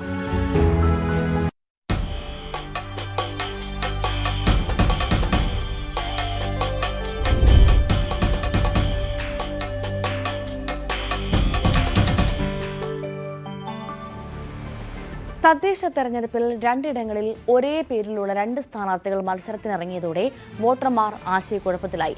പാലക്കാട് ഷൊർണൂർ നഗരസഭ 4-ാം വാർഡ് തൃപ്പുറ്റയിലാണ് അയൽവാസികളായ M സ്മിത UDF സ്ഥാനാർത്ഥിയായും P സ്മിത LDF സ്ഥാനാർത്ഥിയായും മത്സരിക്കുന്നത്. അതുപോലെ വാർഡിലെ 15 ചുടുവാലത്തൂരിൽ ബാല്യകാല സുഹൃത്തുക്കളായ 2 സുജാതമാർ തമ്മിൽ മത്സരമുണ്ട്. പാലക്കാട് ഷൊർണൂർ നഗരസഭ തൃപ്പറ്റ വാർഡിലെ സ്ഥാനാർത്ഥികളായ 2 സ്മിതമാരും അയൽവാസികളാണ്. പല കാര്യങ്ങൾക്കും ഒന്നിച്ചാണ് ഇവർ യാത്ര ചെയ്യുന്നതെങ്കിലും ഇരുവരും ഒരേ വാർഡിൽ വ്യത്യസ്ത പാർട്ടികളിൽ മത്സരത്തിനിറങ്ങുമെന്ന് ഒരിക്കലും കരുതിയിരുന്നില്ല. LDF സ്ഥാനാർത്ഥിയായ P സ്മിതയാണ് ആദ്യം വാർഡിൽ പ്രചാരണം ആരംഭിച്ചത്. പിന്നീടാണ് M സ്മിതയെ വാർഡിൽ UDF സ്ഥാനാർത്ഥിയാക്കിയത്. പേരുകൾ പറഞ്ഞ് വോട്ട് തേടുന്നതിന് പകരം ഇരുവരും ഇപ്പോൾ ചിഹ്നം പറഞ്ഞാണ് വോട്ട് തേടുന്നത്. ആദ്യം ആരാണ് സ്ഥാനാർത്ഥി വാർഡ് നിശ്ചയിച്ച്? വന്നത്. പിന്നെ ഞാൻ പിന്നെ വന്നു. യാദൃശികമായിട്ട് വന്നു. പ്രതീക്ഷിച്ചില്ല, ഒട്ടും പ്രതീക്ഷിച്ചില്ല. അപ്പൊ ഈ വാർഡുകളിലൊക്കെ നമ്മൾ വീട്ടില് പോകുമ്പോ സമയത്ത് ഈ ചിഹ്നം പറഞ്ഞ് വോട്ട് വയ്ക്കാറുണ്ടോ? ഞാൻ പറയും കൈപ്പത്തിയിൽ വോട്ട് ചെയ്യണം എന്ന് പറയും. M സ്മിതേനെ കൈപ്പത്തിയാണ് എന്ന് പറയും. നഗരസഭയിലെ 15-ാം വാർഡ് ചുടുവാലത്തൂരിൽ മത്സരിക്കുന്നതും ഒരേ പേരിലുള്ള 2 സഹപാഠികളാണ്. LDF സ്ഥാനാർത്ഥിയായി TP സുജാതയും UDF സ്ഥാനാർത്ഥിയായി M സുജാതയുമാണ് പരസ്പരം മത്സരിക്കുന്നത്. ഷൊർണൂർ സെന്റ് തെരേസ സ്കൂളിലാണ് 5-ാം ക്ലാസ് മുതൽ 9-ാം ക്ലാസ് വരെ ഇരുവരും ഒരുമിച്ച് പഠിച്ചത്. LDF സ്ഥാനാർത്ഥി TP സുജാത ഷൊർണൂർ സർവീസ് സഹകരണ ബാങ്കിലെ റിട്ടയർഡ് അസിസ്റ്റന്റ് സെക്രട്ടറിയാണ്. ഞങ്ങൾ 2 എതിർ സ്ഥാനാർത്ഥികൾ, രണ്ടാളും ക്ലാസ്മേറ്റുകളാണ്, കോൺവെന്റിൽ പഠിച്ചവരെ. രണ്ടുപേരുടെ പേരുകൾ എത്രത്തോളം ബുദ്ധിമുട്ടാവുന്നുണ്ട് ഒരേ സ്ഥലത്ത് പോയി വോട്ട് ചോദിക്കുമ്പോൾ? വോട്ട് ചോദിക്കുമ്പോ എല്ലാരും ഇങ്ങനെ പറയുന്നുണ്ട്, രണ്ടാളും സുജാത ചെയ്യാ കാരണം എന്ന് പറയുന്നുണ്ട്. ഞാൻ M ആണ്, അവള് TP ആണ്. ചിഹ്നം പറഞ്ഞാണ് വോട്ട് ചോദിക്കുന്നത്? കൈപ്പത്തി ചിഹ്നമാണ് എന്നുള്ളത് എല്ലാവർക്കും അറിയാം, എന്റെ ചിഹ്നം അതാണെന്നുള്ളത്. ഷൊർണൂർ വില്ലേജ് ഓഫീസിൽ അപേക്ഷകൾ എഴുതി നൽകുന്ന ജോലിയാണ് UDF സ്ഥാനാർത്ഥിയായ M സുജാതയുടേത്. ഒരേ നാട്ടുകാരായതിനാൽ പരസ്പരം കാണാറുണ്ടെങ്കിലും എതിരായി മത്സരിക്കേണ്ടി വരുമെന്ന് കരുതിയില്ലെന്നും ഇരുവരും പറഞ്ഞു. ചുടുവാലത്തൂരിൽ കൈപ്പത്തിയും അരിവാൾ ചുറ്റിക നക്ഷത്രവും ഉയർത്തിക്കാണിച്ചാണ് ഇവരുടെ വോട്ട് തേടൽ. ന്യൂസ് 18 പാലക്കാട്. നമ്മളിനി നേരെ കൊല്ലത്തേക്കാണ്. കൊല്ലത്തെ തെരഞ്ഞെടുപ്പ് വിശേഷങ്ങളുമായി MG രേണുക ചേരുന്നുണ്ട്. കൊല്ലത്ത് നിന്ന് രേണുക, ഗുഡ് മോർണിംഗ്. കൊല്ലംകാരിയാണ്, സ്വന്തം നാട്ടിൽ ഇതാ ഐ ലവ് കൊല്ലമാണോ ബാക്കിൽ എഴുതിയിരിക്കുന്നത്? എനിക്ക് കാണാൻ പറ്റുന്നില്ല. എന്തായാലും കൊല്ലത്താണ് ഉള്ളത്. കൊല്ലത്തെ വിശേഷങ്ങൾ എങ്ങനെയാണ്? തെരഞ്ഞെടുപ്പ് ചൂട് എങ്ങനെയാണ്? അതെ ഭവ്യ, ഞാൻ കൊല്ലത്താണുള്ളത്. കൊല്ലം നഗരത്തിന്റെ ഹൃദയഭാഗത്താണ് ഞാനിപ്പോൾ ഉള്ളത്. നോക്കൂ, ഇത് കൊല്ലമെന്നല്ല, ഐ ലവ് വി പാർക്ക് എന്നാണ്. വി പാർക്ക് കൊല്ലത്തെ ഒരു പ്രധാനപ്പെട്ട പാർക്കിന് മുൻവശത്താണ് ഞാൻ നിൽക്കുന്നത്. നമ്മുടെ മുനിസിപ്പൽ കോർപ്പറേഷൻ ഓഫീസാണ് തൊട്ടടുത്ത് കാണുന്നത്. അതിന് ഓപ്പോസിറ്റ് ആയിട്ടുള്ള പാർക്കിലാണ് ഞാനിപ്പോൾ ഉള്ളത്. ഇവിടെ ഇപ്പോൾ നല്ല തണുത്ത കാലാവസ്ഥയാണ്. നമുക്കറിയാം ഡിറ്റ്വയുടെ ഭീഷണിയൊക്കെ ഒഴിഞ്ഞു. പക്ഷേ അതിന്റെ ഡിറ്റ്വ തന്ന തണുപ്പിൽ ഇപ്പോഴും കൊല്ലം ഇങ്ങനെ കുളിർന്ന് കിടക്കുന്നു എന്ന് വേണം പറയാൻ. പക്ഷേ തെരഞ്ഞെടുപ്പ് ചൂട് അതിന്റെ ഉച്ചസ്ഥായിലാണ്. നമുക്കറിയാം തെരഞ്ഞെടുപ്പൊക്കെ ഇങ്ങനെ ഞങ്ങൾ വലിയ ആവേശത്തോടു കൂടിയാണ് കാണാറുള്ളത്. ഒരു ഇടതു കോട്ട എന്ന് പറയുന്ന ഇടമാണ് കൊല്ലം. നമുക്കറിയാം ഈ തദ്ദേശ തെരഞ്ഞെടുപ്പിൽ ആകെ 1698 സ്ഥാനാർത്ഥികളെയാണ് നമുക്ക് തെരഞ്ഞെടുക്കാനുള്ളത്. പ്രതിനിധികളെയാണ് കൊല്ലത്തിന് തെരഞ്ഞെടുക്കാനുള്ളത്. ഇപ്പോ കോർപ്പറേഷൻ ഭരിക്കുന്നത് ഇടതുപക്ഷമാണ്. കോർപ്പറേഷൻ രൂപീകരിച്ച അന്ന് മുതൽ ഇടതുപക്ഷം ഭരിക്കുന്ന കോർപ്പറേഷനാണ് കൊല്ലം കോർപ്പറേഷൻ എന്നൊരു പ്രത്യേകതയുണ്ട്.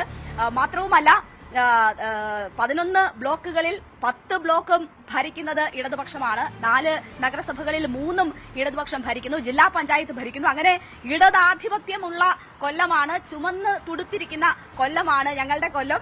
അപ്പോ ആ കൊല്ലത്ത് അഭിമാന പ്രശ്നമാണ് UDFനെ സംബന്ധിച്ച്. കോർപ്പറേഷൻ പിടിക്കുക എന്നത് അവരുടെ ഒരു അഭിമാന പ്രശ്നമാണ്. അതിനോടുള്ള അങ്ങനെയുള്ള ഇഞ്ചോടിഞ്ച് പോരാട്ടം നടക്കുന്നതാണ്. ഈ തണുപ്പത്തും നല്ല തെരഞ്ഞെടുപ്പ് ചൂട് തന്നെയാണ്. ഇപ്പോൾ ഈ പാർക്കിനെ കുറിച്ച് പറഞ്ഞാൽ ഇവിടെ ഏറ്റവും കൂടുതൽ ആളുകൾ എത്തുകയും രാവിലെ നടക്കുന്നതൊക്കെ സ്ഥലമാണ്. അപ്പോ ഇവിടെയാണ് രാവിലെ തന്നെ തെരഞ്ഞെടുപ്പ് ചർച്ചകളും ചൂടേറുന്ന ഒരു ഇടം. നമുക്കൊപ്പം കുറച്ച് ആളുകൾ സ്ഥിരമായി ഇവിടെ എത്തുന്നവരൊക്കെ ചേരുന്നുണ്ട്. നമുക്ക് അവരോട് തന്നെ തെരഞ്ഞെടുപ്പ് ചൂട് എങ്ങനെയാണ് കൊല്ലത്ത് എന്നത് ചോദിച്ചറിയാം. എങ്ങനെയുണ്ട് തദ്ദേശ തെരഞ്ഞെടുപ്പ് പ്രചരണമൊക്കെ? നല്ല ചൂടിലാണ്. തെരഞ്ഞെടുപ്പ് ഏറ്റവും നല്ല അതിന്റെ മനോഹരമായ ഒരു ദൃശ്യത്തിലാണ്. ഇനി ഒരു 10 ദിവസം മാത്രമേ ഉള്ളൂ. അടുത്ത 7-ാം തീയതി കൊട്ടിക്കലാശവും 8-9-ാം തീയതി ഇലക്ഷനുമാണ്. വളരെ നല്ല ഒരു ഇതാണ്. അതെ, അപ്പോ കൊല്ലത്തിനെ സംബന്ധിച്ച് സസ്പെൻസ് ഒന്നും ഇല്ല എന്നുള്ളതാണ് സാധാരണയുള്ള അവസ്ഥ. മറ്റുള്ള ഒരു തുടർച്ചയാണ് എല്ലായ്പ്പോഴും ഉണ്ടായിക്കൊണ്ടിരിക്കുന്നത്. കോർപ്പറേഷന്റെ ഒക്കെ തുടങ്ങിയാലും ഇടത് മാത്രം ഭരിക്കുന്ന ഒരു ഇതാണ്. ഇത്തവണ എന്തെങ്കിലും മാറ്റങ്ങൾ പ്രതീക്ഷിക്കുന്നുണ്ടോ കൊല്ലം? 100% ഈ പ്രാവശ്യം മാറും. ജനം അതിനുവേണ്ടി നേരത്തെ മാഡം സൂചിപ്പിച്ചതുപോലെ കഴിഞ്ഞ 25 വർഷമായിട്ട് ഈ കോർപ്പറേഷൻ വളരെ ഇതായിട്ട് ഇടതുപക്ഷം ഭരിച്ചുകൊണ്ടിരിക്കുകയാണ്. അതിനു മുമ്പ് 5 വർഷം മുനിസിപ്പാലിറ്റി, അങ്ങനെ 30 വർഷത്തിൽ ഈ നാട്ടിൽ ഒരു വികസനവും തന്നെ വന്നിട്ടില്ല. ഈ നമ്മൾ നിൽക്കുന്ന ഈ വി പാർക്ക് പോലും UDF ഗവൺമെന്റിന്റെ കാലത്തുണ്ടാക്കിയതാണ്. ഇവിടെ ഇപ്പൊ ഈ കടകളുടെ പ്രശ്നമാണ്.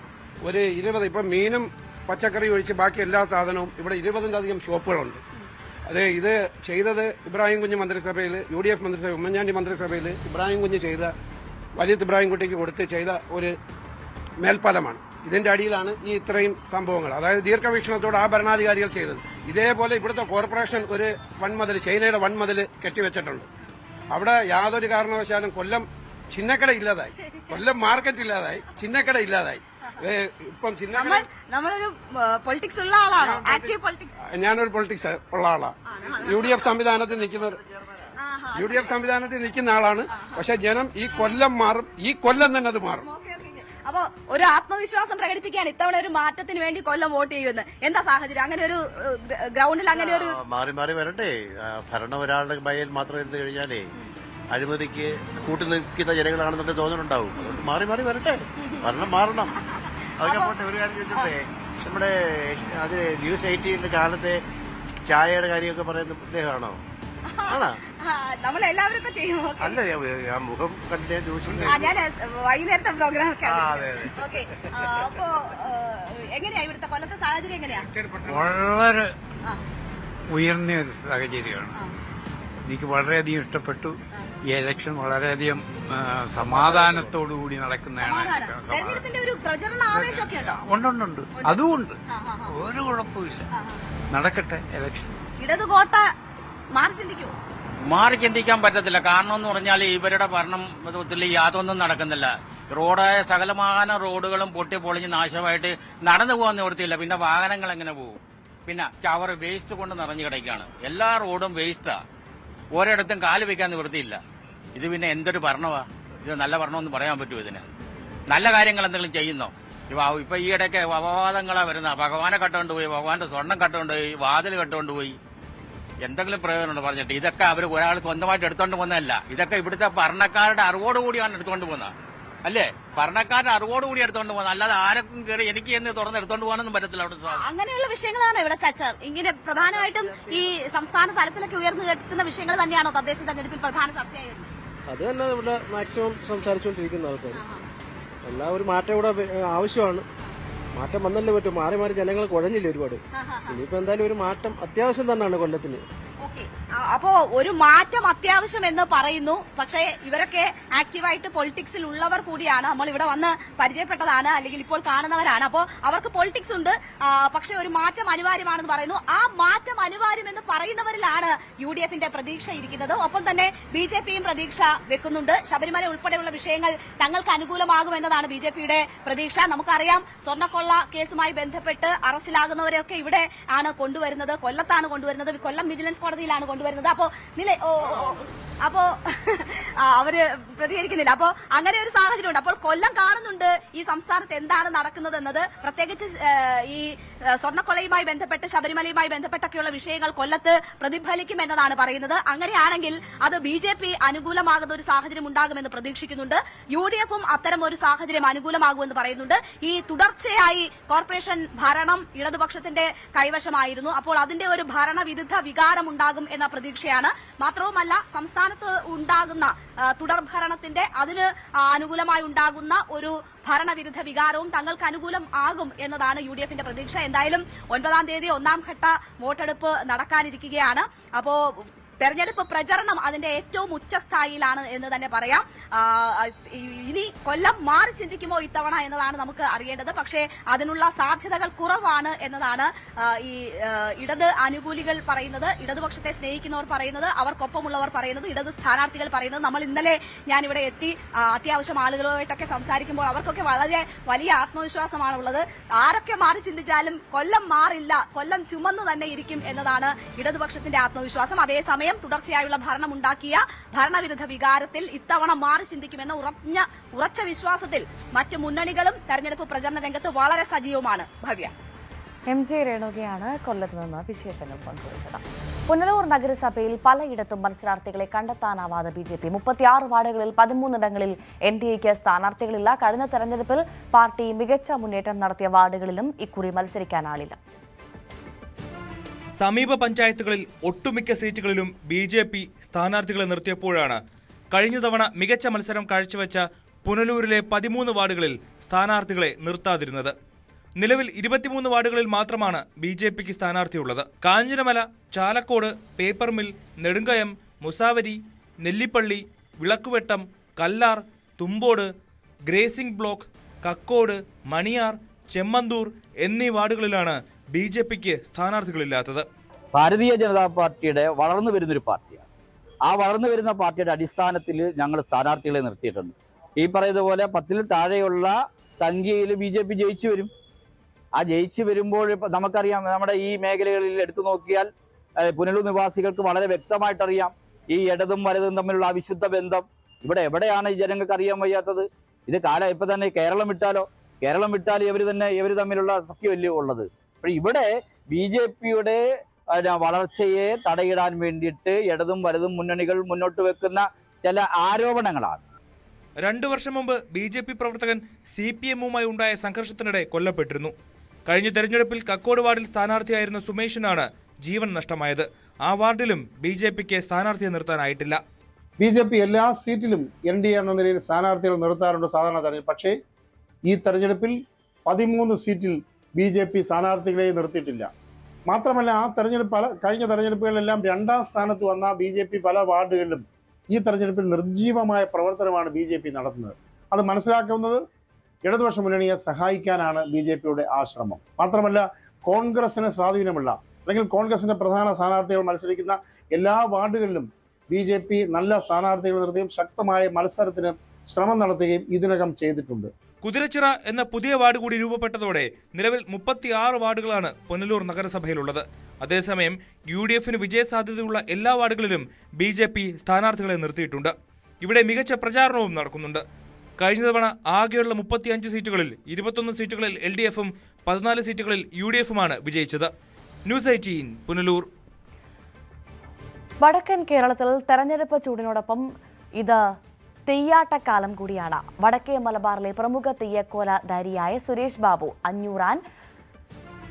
അഞ്ഞൂറ്റാൻ ക്ഷേത്രങ്ങളിലെ തെയ്യത്തിരക്കുകൾക്കിടയിൽ തെരഞ്ഞെടുപ്പ് പ്രചാരണത്തിന്റെയും തിരക്കിലാണ്. കാസർഗോഡ് നീലേശ്വരം നഗരസഭയിലെ CPM സ്ഥാനാർത്ഥി കൂടിയാണ് PV സുരേഷ് ബാബു.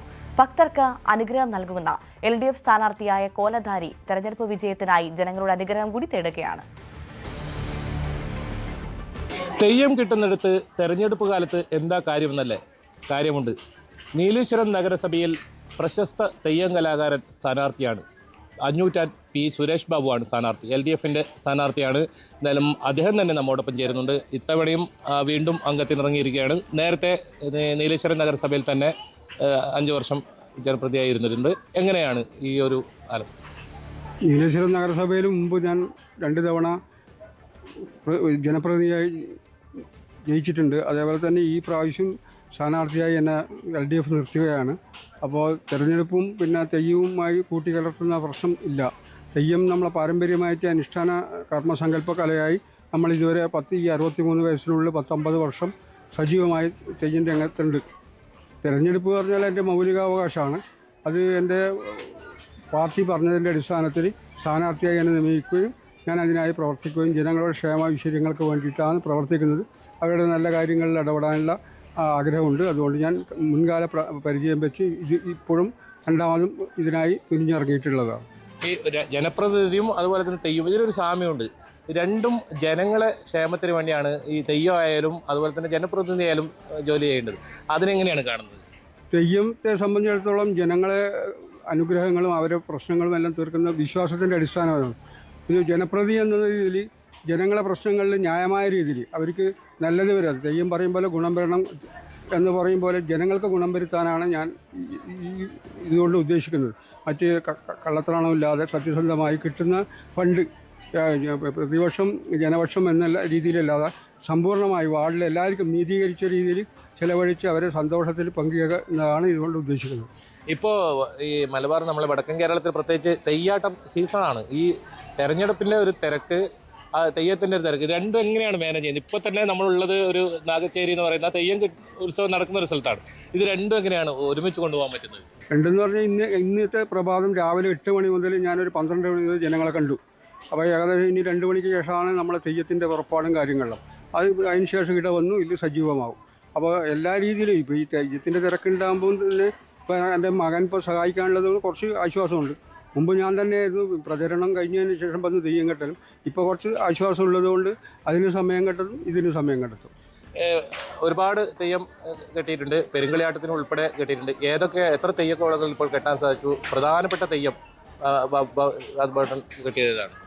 എൻ്റെ ജീവിതത്തിൽ ഞാൻ ഏറ്റവും കൂടുതൽ 14 പെരുങ്കളിയാട്ടത്തോളം പ്രധാന കോലം അണിഞ്ഞിട്ടുണ്ട്. അതുപോലെ തന്നെ കാവലി, അതുപോലെ പ്രധാന ദൈവകോലം ഭഗവതി തെയ്യങ്ങളാണ്. പിന്നെ മുച്ചിലോട്ട് ഭഗവതി, തിരുവറകാട്ട് ഭഗവതി, അങ്ങനെ കാപ്പാട്ട് ഭഗവതി, നെല്ലിക്കാൽ ഭഗവതി, അങ്ങനെ നിരവധി പേരുകളിലെല്ലാം കോലസ്വരൂപത്തിങ്കത്തായി സങ്കല്പിച്ചിട്ടുള്ള ആൺദൈവങ്ങൾ അപൂർവമാണ്. പൂമാരൻ തെയ്യം, തുളിവീരൻ തെയ്യം, അങ്ങനത്തെ ആൺദൈവങ്ങൾ. പെൺദൈവങ്ങളാണ് ഏറ്റവും കൂടുതൽ. എൻ്റെ ഈ ജീവിതത്തിൽ ഏകദേശം ഒരു 3000-ൽ കൂടുതൽ തെയ്യങ്ങൾ ഞാൻ ഈ വയസ്സിനുള്ളിൽ കെട്ടിയിട്ടുണ്ടാവും.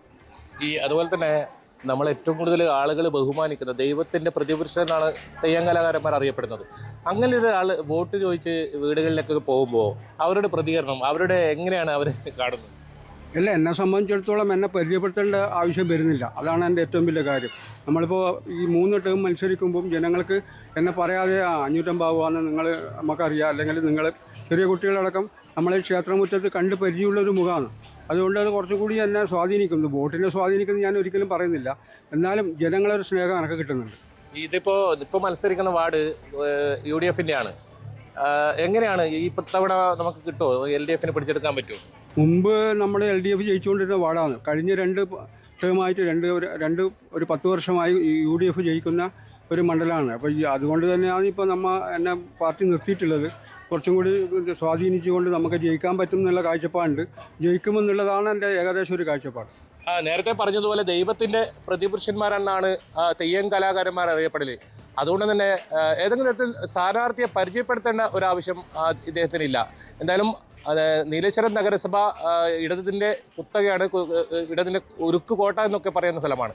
അവിടെയാണ് ഇത്തരത്തിൽ അഞ്ഞൂറ്റാൻ സുരേഷ് ബാബുവും മത്സരിക്കുന്നത്. അദ്ദേഹത്തിന് എല്ലാ വിജയാശംസകളും. KV Baiju, news 18, Kasaragod.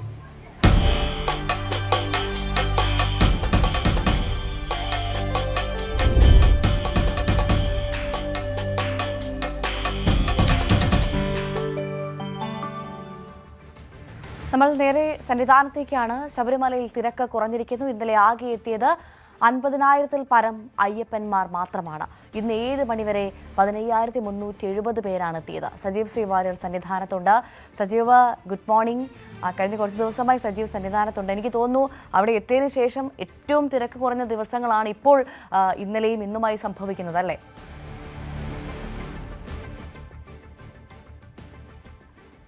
കഴിഞ്ഞ, അതായത് ഞായറാഴ്ച പോലും സാധാരണ സന്നിധാനത്ത് നമ്മൾ ഈ മണ്ഡലകാലത്ത് കാണാറുള്ളത് ശനി ഞായർ ദിവസങ്ങൾ ഏറ്റവും കനത്ത തിരക്കാണ്. പക്ഷേ എനിക്ക് തോന്നുന്നു വർഷങ്ങൾക്ക് ശേഷം ആദ്യമായിട്ടാണ് ഇത്തരത്തിൽ ഞായറാഴ്ച അടക്കം തിരക്ക് കുറഞ്ഞൊരു സാഹചര്യം. ഇന്നലെ അടക്കം 75,000-ൽ സംതിങ് ആളുകൾ മാത്രമാണ് ഭക്തർ മാത്രമാണ് ശബരിമലയിലേക്ക് എത്തിയത്. ഇന്ന് ഇതാ രാവിലെ ആയപ്പോൾ 15,370 പേർ മാത്രമാണ്. 7 മണിവരെയുള്ള കണക്കാണ് ഇപ്പോൾ പുറത്തുവിടുന്നത്. അപ്പോൾ 15,370 പേരാണ് എത്തിയത്.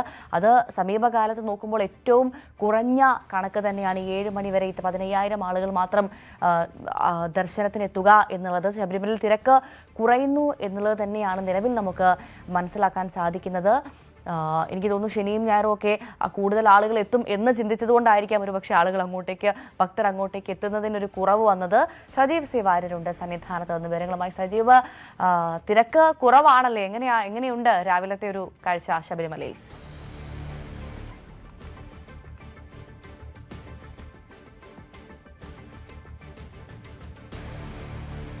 സജീവ്, കേൾക്കാമോ?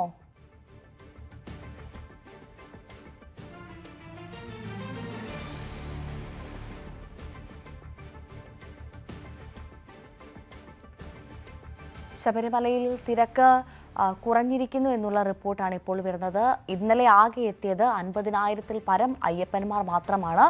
ഇന്ന് 7 മണിവരെ 15,370 പേരാണ് ശബരിമലയിലേക്ക് എത്തിയത്. നമുക്കിപ്പോൾ ശബരിമലയിൽ നിന്നുള്ള തത്സമയ ദൃശ്യങ്ങൾ കാണാം.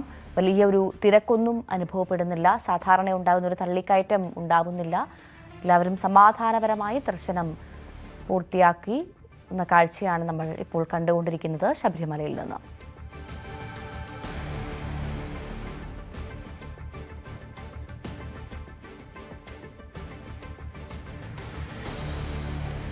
ഇന്ത്യക്കെതിരായ ആദ്യ ഏകദിനത്തിൽ പൊരുതി തോറ്റ ദക്ഷിണാഫ്രിക്ക. 17 റൺസിനാണ് ഇന്ത്യ ഫ്രൂട്ട്സിനെ കീഴടക്കിയത്. ഇന്ത്യ ഉയർത്തിയ 350 റൺസ് വിജയലക്ഷ്യം പിന്തുടർന്ന ദക്ഷിണാഫ്രിക്ക 332 റൺസിന് ഓൾ ഔട്ടായി.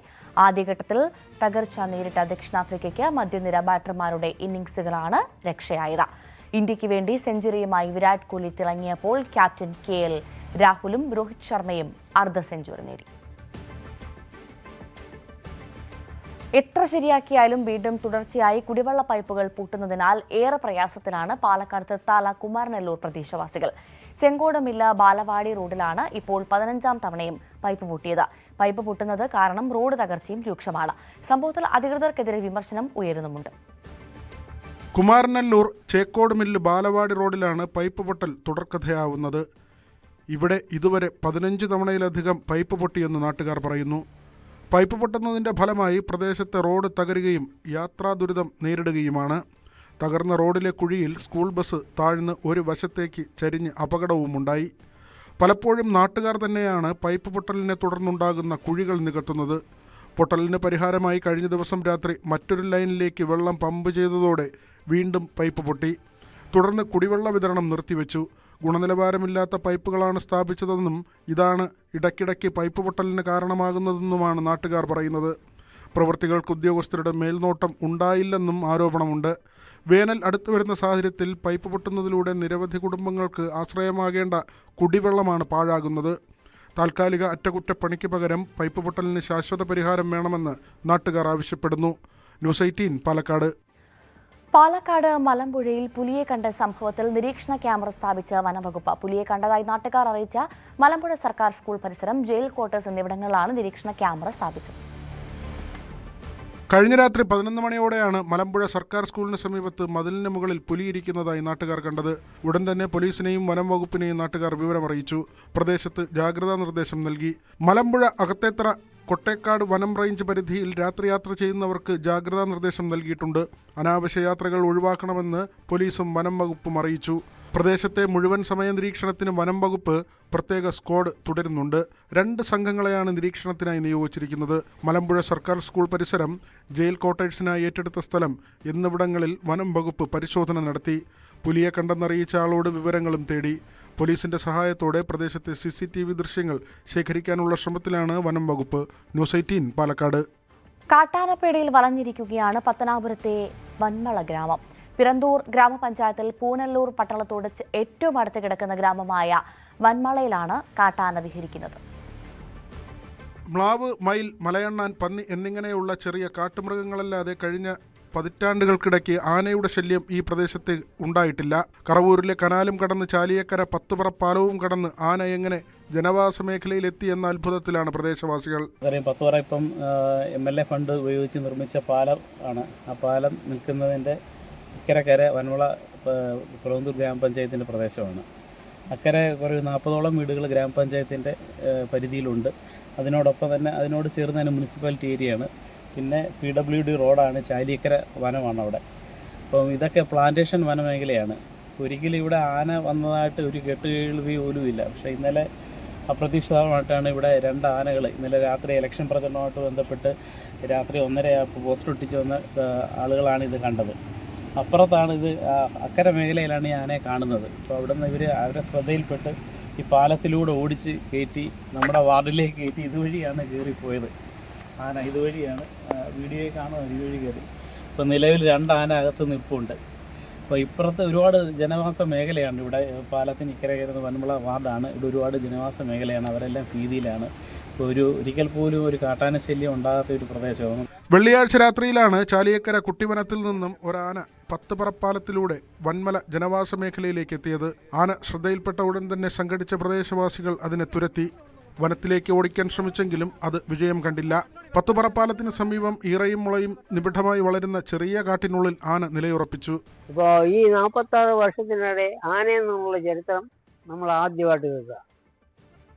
പിന്നെ പന്നിയുണ്ട്, പ്ലാവുണ്ട്, കുരങ്ങുണ്ട്, മരയണ്ണാനുണ്ട്, മയിലുണ്ട്, പച്ചക്കിളിയുണ്ട്. ഇത്രയും ശല്യം നമുക്കുണ്ട്. അതിനൊക്കെ ഉപജീവനം നടത്താനുള്ള മാർഗമില്ലാതെ നിൽക്കുക.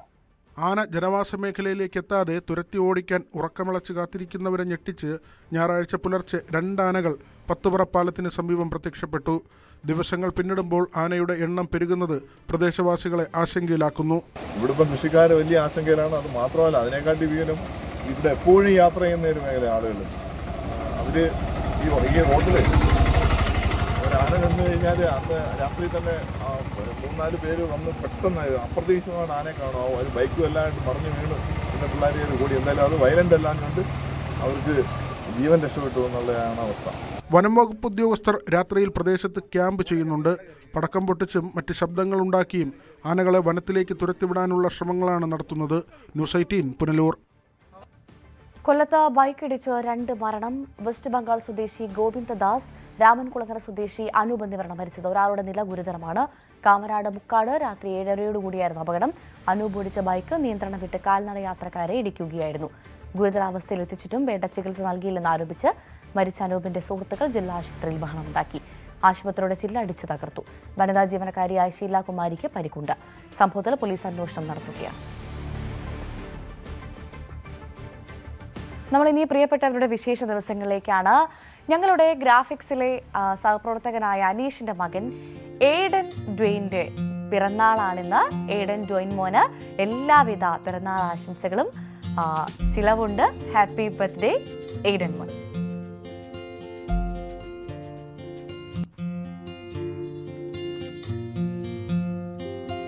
വളരെ പ്രധാനപ്പെട്ട മറ്റൊരു വിശേഷമുണ്ട്. ഇന്ന് ഞങ്ങളുടെ സഹപ്രവർത്തകൻ അജയ് സുധ ബിജുവിന്റെയും ആതിരയുടെയും വിവാഹമാണ്.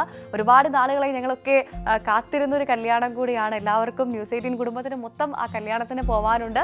എന്തായാലും അജയ്ക്കും ആതിരയ്ക്കും എല്ലാവിധ വിവാഹ ആശംസകളും. ഒരുപാട് വർഷം സന്തോഷമായി മുന്നോട്ട് പോകാൻ സാധിക്കട്ടെ. Happy married life.